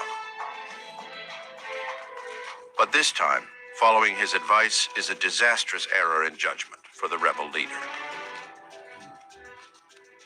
Nathaniel Greene opines that he can hold that fort with the men he has available to him, and he recommends that course of action to Washington. Washington trusts this very capable and energetic subordinate, and Greene was wrong. The British Army is unstoppable. Not only do they have the numbers, they put their big guns out in front. They unleash a fierce battalion of German fighters called the Hessians. The Hessians are unmistakable. From their armored helmets to their expertise with the bayonet, they are a near mythical vision from the old world. England has used foreigners for centuries to help fight their wars. But in America, the Hessians create a new specter. At once feared and hated, they are seen as outsiders in a conflict between brothers. They quickly gain a reputation as detested mercenaries. The Hessians did not regard themselves as engaged in a civil war. And wherever the German mercenaries went, oftentimes there were allegations of all sorts of brutality, ranging from sexual violence to stealing of supplies. These European fighters have been trained under a different set of ethics than the colonial army, an almost medieval sense of warfare. Plucked from society's cast-offs and often pressed into service against their will, the Hessian soldiers are ruthlessly drilled into fighting machines. Their rewards, when they receive them, come in the form of pride and a fair share of whatever plunder they can get their hands on. In America, they sang songs about their chance for treasure. Go with us to America. There will be enough for all. There will be silver, gold, and money. Everything that a man seeks in the world, all that a man seeks there is in America. Essentially, the Hessians operated according to a code that made sense in Germany, but was very different from anything that Americans had been familiar with. On this day, the Hessians earn their worth. They lead the British in overwhelming Fort Washington in mere hours.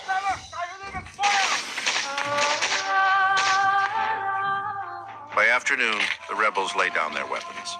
Fort Washington is surrendered, and along with it, New York. The two sides now face each other up close. The King's army and their hired warriors get their first chance to gaze upon the faces of the exhausted rebel army they have pursued for months. It is a sight that leaves them shocked. A great many of them were lads under 15 and old men, and few of them have the appearance of soldiers. Their odd figures frequently excited the laughter of our soldiers. Captain Frederick Mackenzie, British officer. The King's men had been fighting a wretched army, a band of citizens with little training. As the smoke clears over the dead and wounded, an amazing sight takes both sides by surprise. A young woman sits by her dead husband's side, but she had not been an idle bystander. When John Corbin fell from wounds, Molly Corbin stepped up to the cannons, firing on the British with the rest of the patriots. The British quickly send Molly Corbin home. There, after the war, she will die in obscurity. But on this day, the rebels will not forget the woman who evoked their cause. If this war is to persist, every citizen, man, woman, and child, will be called upon. I feel mad, vexed, sick, and sorry. This is a most terrible event. Its consequences are justly to be dreaded. General Nathaniel Greene. Half the army is captured at Fort Washington.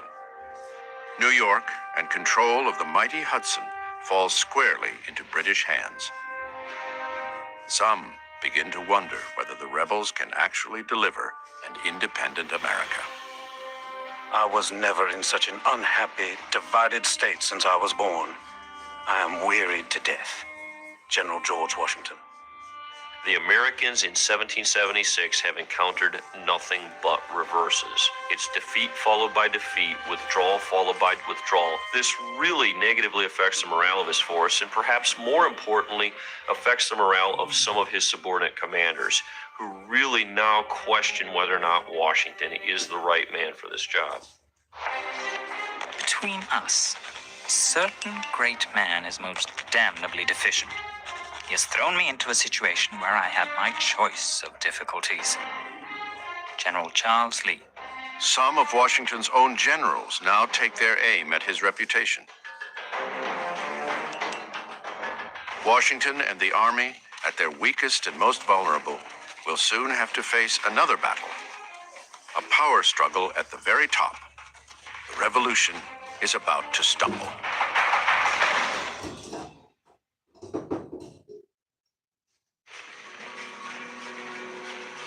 November 1776.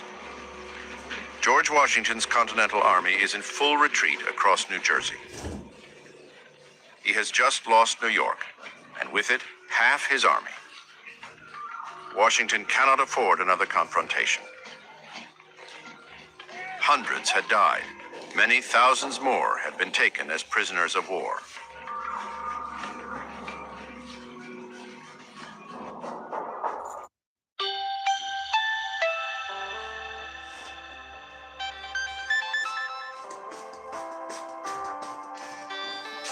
Vamos. Enemy captives are not something the British had planned for in this rebellion. Now they are forced to confront the problem. After the defeat in New York, the British find themselves holding more American prisoners than they know what to do with. And so they're going to use the sugar hut and a number of other large structures that can quickly be made secure. They're also going to use prison ships. Of all the places of internment, the ships quickly become the most notorious. Thousands are thrown into the holds of decommissioned warships. There, with inadequate food, hygiene, and air, disease runs rampant. Starvation is common. Being here is almost worse than a quick death on the battlefield. Some of these ships would have 1,000 men, 1,000 prisoners, and perhaps a dozen a day would be taken out dead and buried in the shallow graves on the sandy shores of Brooklyn.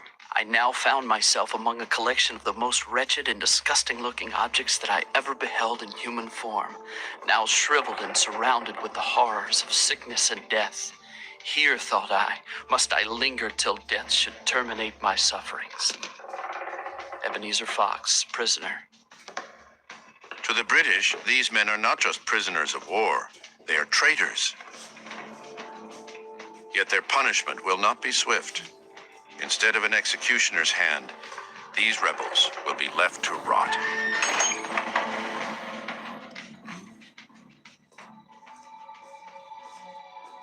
Along Washington's retreat, there is no time for sympathy. No one knows what lies ahead for them. It is a minor consolation that they have become experts in at least one aspect of the military. I can only say that no lads ever showed greater activity in retreating than we have. Our soldiers are the best fellows in the world at this business. Colonel Samuel Webb, Continental Officer. With retreat comes more recrimination, this time from within Washington's own ranks. General Charles Lee is among those who revel in Washington's failures and secretly scheme against him. In late November of 1776, Lee steps up his campaign for the commander's job. Like Washington, Lee is ambitious for glory, but their similarities end there. Where George Washington has a famous grace, Charles Lee has an infamous coarseness. He was a slob. He didn't wash. He always had a pack of dogs going everywhere with him. He consorted with low women. He was not a gentleman. A corporal's wife would be his preference. Yet as a general, his prowess is undeniable, even intimidating. He had, after all, learned his skills in the best army in the world, the British. Lee is arguably the most qualified general officer in the American Army in a strictly military sense. He fought in the French and Indian War. He fought in continental Europe during the 7 Years' War. He fought from Russia to Poland. He's exceptionally experienced, but this experience breeds some hubris. He thinks that he knows better. Passed over for promotion in England, Lee jumped ship for America, only to find himself subordinate to George Washington. Now, Lee's sense of self-worth pushes him toward betrayal once again. This time, he wants what he deserves: command of the Continental Army. I foresaw all that has happened. Had I the powers, I could do much good.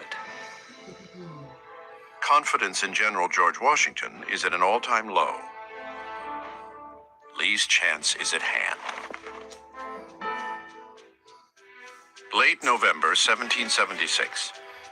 The two generals now lead regiments in separate retreats. Washington through the center of New Jersey with the main army. Lee north with a regiment of 4,000. As they move, Lee corresponds with all those who might be sympathetic to his personal cause.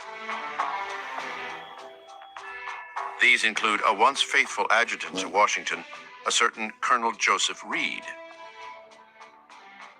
Dear General Lee, I do not mean to flatter or praise you at the expense of any other, but I do confess it is entirely owing to you that this army is not totally cut off. Reed, too, encourages a change in leadership. We are in an awful and alarming situation. I think yourself and some others should go to Congress to form the plan of the new army. Joseph Reed. Charles Lee has just such ambitions, and lets many in Congress and the Army know it. Only George Washington himself remains unaware of the plot at hand. That is about to change. Washington, by accident, opened a letter from Charles Lee to Joseph Reed, and it was clear that the two men had been discussing Washington's fatal indecision of mind.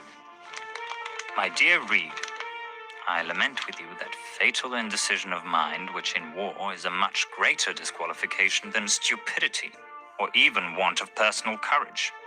Eternal defeat must attend the men of the best parts, if cursed with indecision. General Charles Lee. Washington's response was to write to Reed and say, I opened this by accident. I thought it was official business, and to just try to smooth it over. I think all of these moments really just highlight the extraordinary kind of equilibrium that he maintained. Washington lets it pass, but he can have no doubt that his own power is weakening. His errors in New York are becoming widely known, and those who once threw their support behind him, the Army, and the cause of independence are now compelled toward doubt. A sense of doom gathers across America. Washington is devastated by his defeats. This public relations disaster means that the people don't support the Army. They're back to maybe we should, maybe we shouldn't try revolution. It is the opportunity the British have been waiting for. Into this vacuum of power and the flagging spirit for rebellion, they issue a proclamation.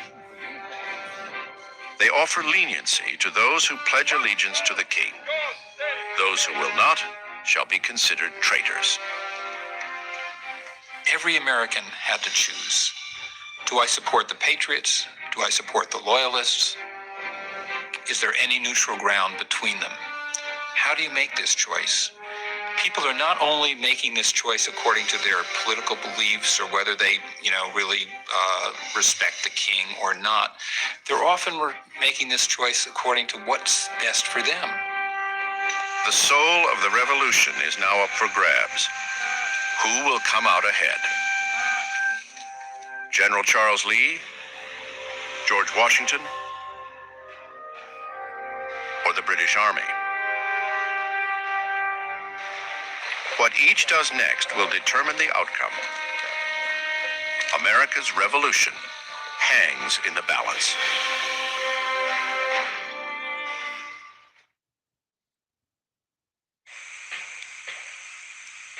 December 1776. British are gaining control of New Jersey, yet they find a populace unwilling to support them. With their massive army, food and supplies are critical to their efforts. Out of need and a hint of vengeance, the British turn to more forceful methods.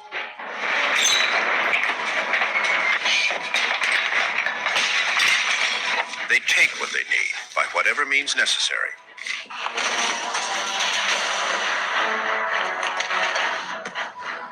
It is a bitter taste of what America might look forward to under full British military occupation.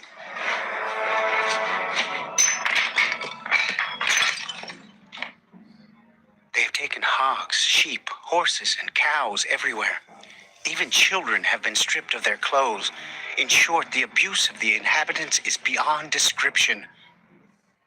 Charles Wilson Peel, American soldier. Soon, the Hessian mercenaries join the fury, cutting their own path of plunder across the colony. Along with them, stories of brutality spread far and wide, allegations of torture, rape, and murder. Such acts become a rallying point around which to sway colonists against the British. Patriot newsprint quickly takes full advantage. They stripped them of their cash and clothes, poor creatures. Many of them died. The devil's not more cruel. It was a huge propaganda coup for the colonists, who were able to isolate a few incidents of Hessian brutality and atrocities and project that as par for the course. It helped muster more support for the revolution and demonstrated to the Americans the extreme lengths to which the British were willing to go to put down this insurrection. The British had aimed to bolster loyalty in New Jersey.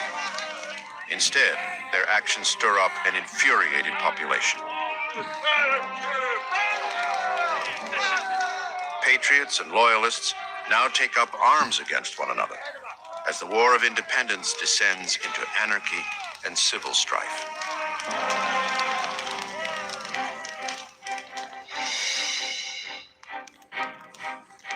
Washington can sense the mounting chaos. Both sides, loyalist and patriot, seem to have given up on the cause of the revolution.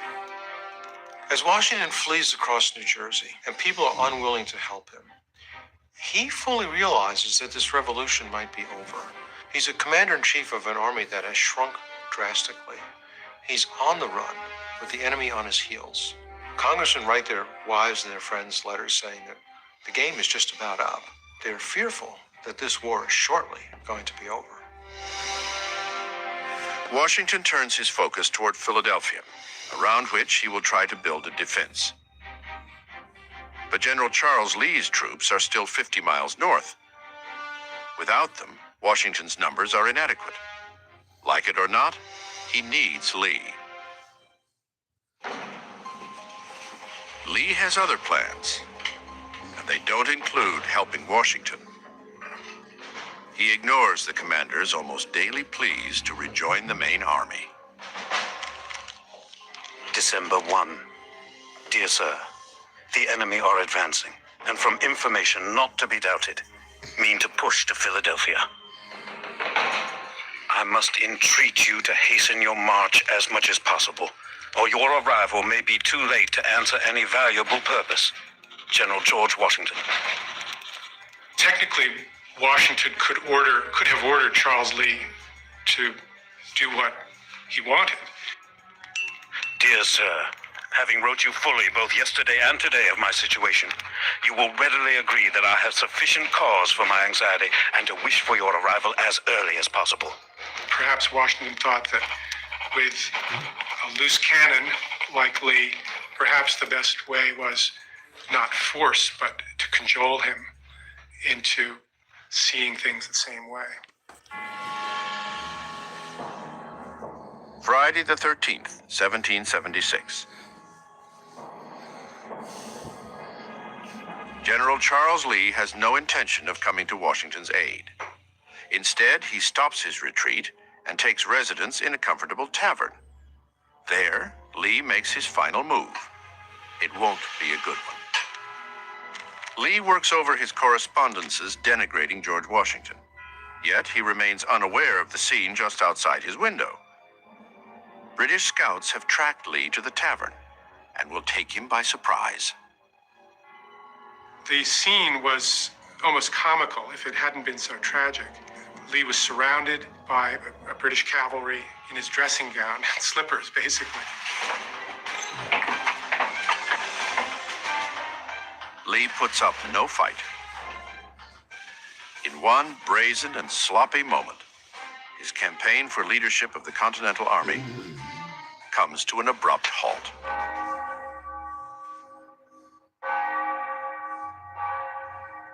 London celebrates the capture. The traitor Lee, some say, is the only rebel general they had cause to fear. Even the stock market goes up on the belief that this is the coup that will end the war. But Washington is not so easily fazed. A political rival out of the way, and his absent troops now marching toward him, Washington regains his sense of mission. His own officers, like General Nathaniel Greene, take notice.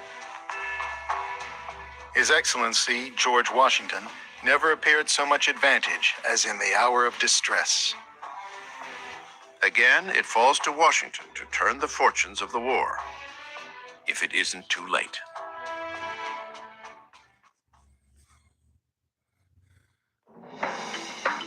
New Jersey is now a battlefield, not only for the two armies, but for the colonists themselves. Amidst the tension, citizens weigh their loyalties. Should they side with the fleeing Continentals or with the British occupiers, whose very presence has created fresh hostility in the colony? And this is what happens, right, when you put military men in the charge of what is also a delicate political operation. And in this respect, I think one has to be a little sympathetic to the British government. Putting down an anti-imperial, anti-colonial uprising is not something anyone had much experience with in the 18th century. As winter sets in, both sides retrench. The British occupy more of New Jersey by spreading smaller units throughout the territory. Washington, meanwhile, escapes into Pennsylvania, where he hopes to prevent an attack on Philadelphia, the seat of Congress. Mid-December 1776. The mood of despair has crept into his own soldiers as well. Many simply decide it is time to go home. Faith in the revolution is falling as fast as the temperature. It's been a wretched year for them. Conditions have been harsh. Smallpox has broken out in the army. That's in addition to the other camp diseases that ravage the army at regular intervals. Militarily, things have been disastrous. There's not a lot of incentive for them to stay. One man watches in horror. Thomas Paine had joined Washington's army as one of the Revolution's first war correspondents. Now, the young author of Common Sense, who helped spark independence only a year earlier, knows he must once again take up his pen. This time, he will not aim his words at the enemy, but directly at the hearts of American patriots. These are the times that try men's souls. the summer soldier and the sunshine patriot will, in this crisis, shrink from the service of his country. Thomas Paine.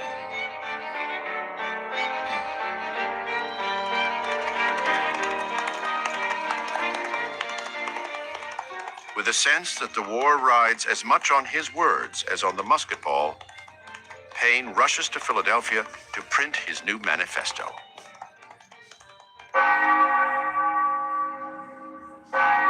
There, Paine finds his hometown in chaos. Fear and rumor are spreading like a virus. Citizens are convinced that Washington's forces won't be able to defend Philadelphia. In response, people flee. A steady stream of Philadelphians take their belongings and head elsewhere, leaving their empty homes and closed-up shops to the British, if they should come. The citizens are not alone. Continental Congress and all its members have evacuated too, heading further south to Baltimore. Against this backdrop, Thomas Paine gets to work. In a span of 10 days, the young author and printer, the man who arrived in America only a few years ago full of hopes to begin a new world in these raw colonies, sets his thoughts to print. He titles it American Crisis. As quickly and widely as common sense had spread, so too does this book. It begins to work its magic instantly. What we obtain too cheap, we esteem too lightly. And it would be strange indeed if so celestial an article as freedom should not be highly rated. Thomas Paine. This was really the low point for the Americans. Washington's reputation was really at stake. And with that reputation, the ability to round up fresh recruits for the army. So it was a really do or die moment in New Jersey. Paine's words only go so far. Washington must alter his entire approach to the war. He must make some bold move that will restore faith in him and in the durability of the revolution. He makes up his mind, I've got to shift tactics. He thinks that it isn't necessary to win the war on the battlefield. He just can't lose it. The most important thing is to keep the army together.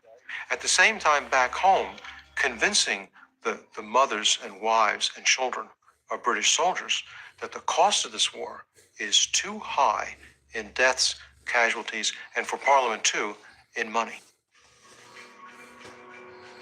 For the British commander, William Howe, things are not going as planned. The occupation of New Jersey has spread his forces thin. In London, people are asking why the war is not yet won.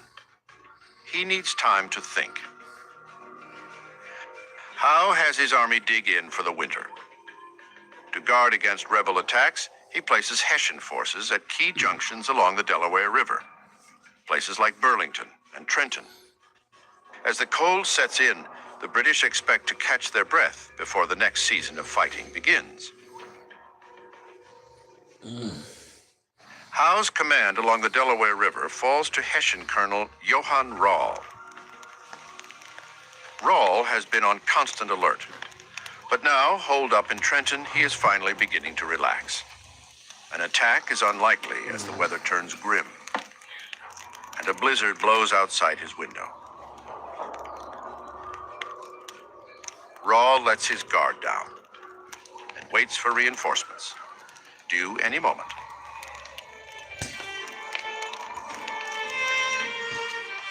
Christmas Eve, New Jersey. Rall's Hessian reinforcements have made an unscheduled stop. Their commander, Colonel von Donop, has decided to spend the night with a fair widow in Mount Holly, just 20 miles from Trenton. The colonel, who was exceedingly devoted to the fair sex, had found the beautiful young widow of a doctor.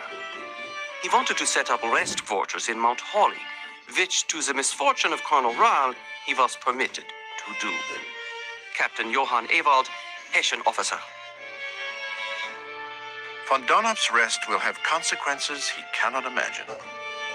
history will soon record the contribution to the revolution made by the mysterious widow of Mount Holly, whose identity will never be known.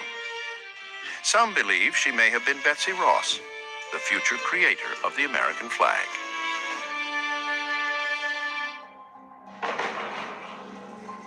Scouts soon report to Washington that the Hessian army has left its defenses down.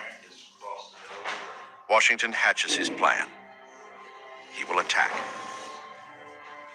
It may well be his last shot, a final effort to revive his reputation, the spirit of his soldiers, and the survival of the revolution.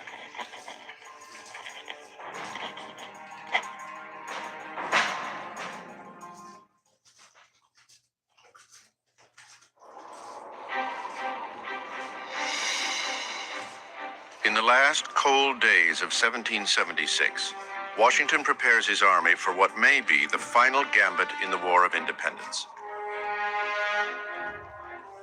Few believe he can still be victorious. His own soldiers regularly leave the army as their commissions come up. An urgency creeps into everything and everyone. We are all of the opinion, my dear General, that delay is now equal to a total defeat. Some enterprise must be undertaken in our present circumstances, or we must give up the cause. Joseph Reed, Continental Officer. By the time Christmas of 1776 approaches, everything has bottomed out. His army has shrunk to only about 5,000 men. He's lost the support of a lot of the people. It all appears to be lost. It truly is a do-or-die situation. Washington makes a bold decision. He will strike the enemy at Trenton. On Christmas Day, Washington tells his army to prepare. After months of defeat and loss, they understand his purpose. The army will now take the offensive. They will be crossing the Delaware back to New Jersey. Shortly before departing, Washington has American Crisis read aloud. Let it be told to the future world that in the depth of winter, when nothing but hope and virtue could survive, that the city and the country, alarmed at one common danger, came forth to meet and to repulse it. Time hath found us. Thomas Paine. It will be a monumental task. Washington's men must ford a near-frozen river in a blizzard and get across fast enough to take the enemy before dawn by surprise.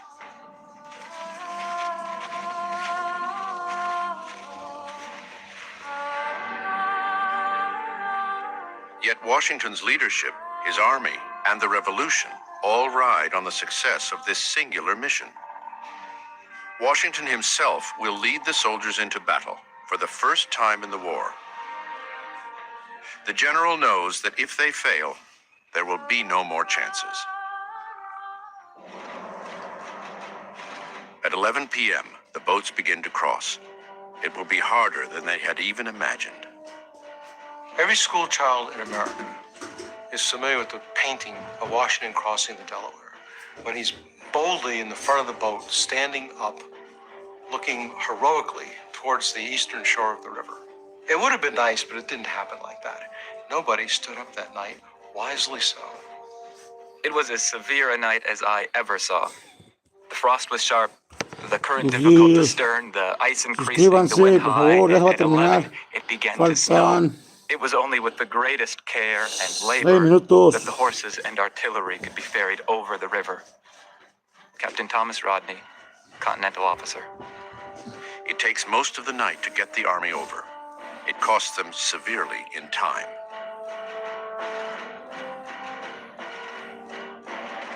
As dawn approaches, this surprise attack on the Hessian forces at Trenton grows nearly impossible. For a moment, Washington considers turning back. It made me despair of surprising the town, as I well knew we could not reach it before the day was fairly broke. I determined to push on at all events. General George Washington. 5 a.m. The weather worsens and the temperatures drop even further. The soldiers, some with only rags on their feet, begin to succumb to the elements. I was so benumbed with cold that I wanted to go to sleep. Had I been passed unnoticed, I should have frozen to death without knowing it. But as good luck attended me, Sergeant Madden came and made me walk about. John Greenwood, Continental Fifer. Not all are so lucky. 2 soldiers lay down in the snow, never to get up again. The others press on.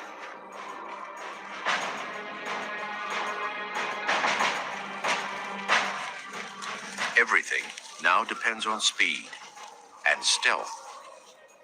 It is Washington's new way of waging war. If he's victorious, fine. If he's defeated, escape as fast as you can and keep your army together. Move fast. Sneak attacks, surprises, midnight escapes, any trick a magician could pull out of his hat. That's how he's got to fight. Washington had learned his lessons the hard way. Now he will change the rules.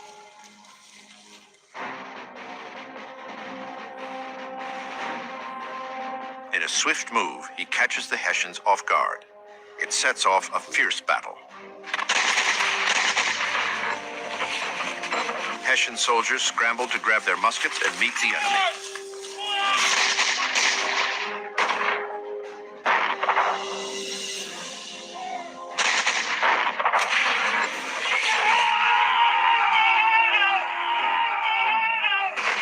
Colonel Rahl wakes up to a battle already underway. He had been expecting something from the rebels, but nothing of this scale.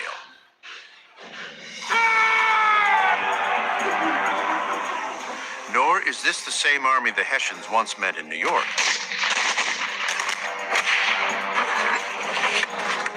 Now the Continentals fight with fierce spirit. In bloody, chaotic engagements, they hold their own.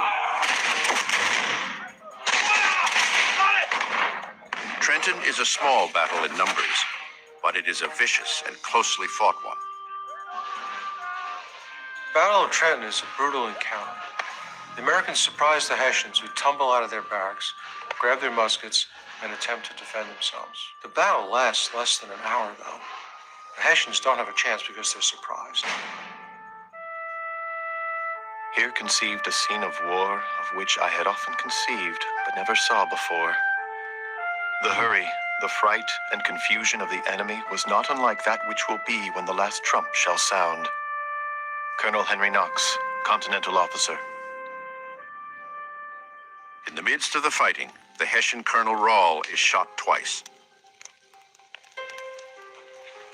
As he dies in bed, the leaderless Hessians lose their will to go on. The path that had taken them from victory in New York ends with defeat at Trenton. 1,000 Hessians are captured or killed out of only 1,500 present.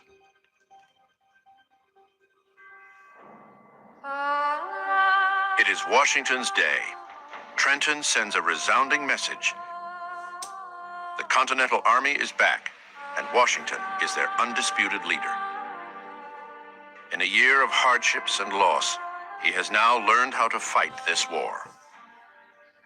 Trenton illustrates the genius of George Washington. Here is an opportunity to strike the enemy where he's weak, when he's weak.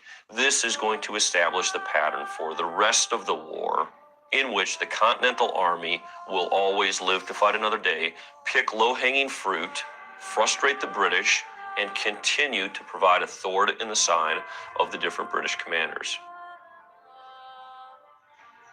Yet Washington faces one more challenge before 1776 is over.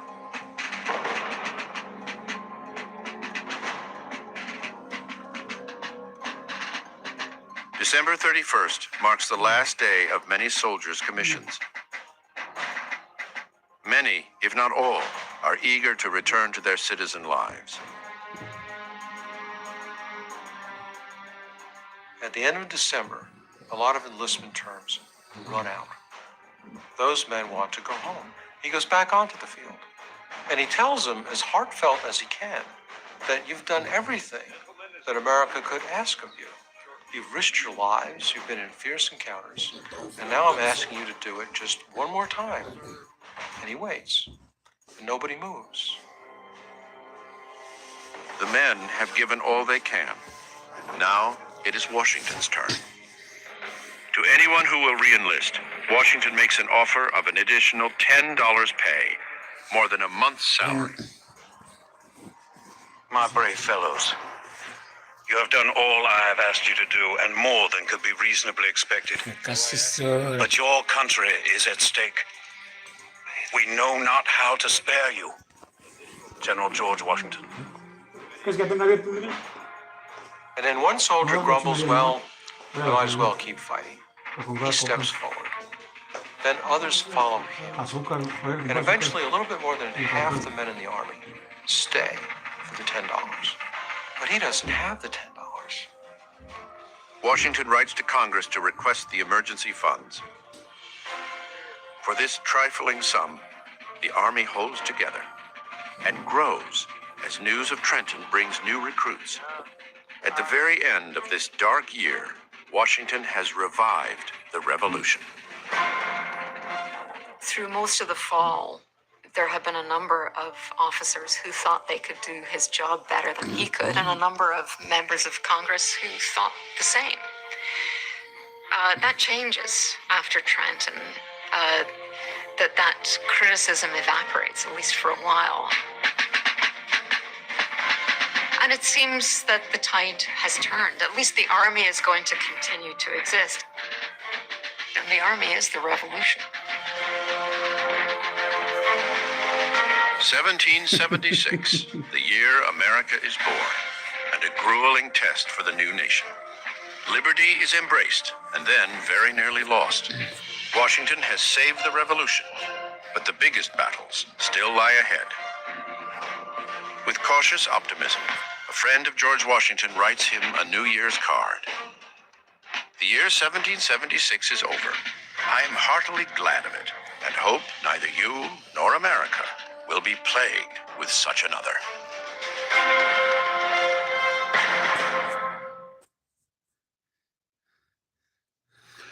Gracias a los que miraron el video completo.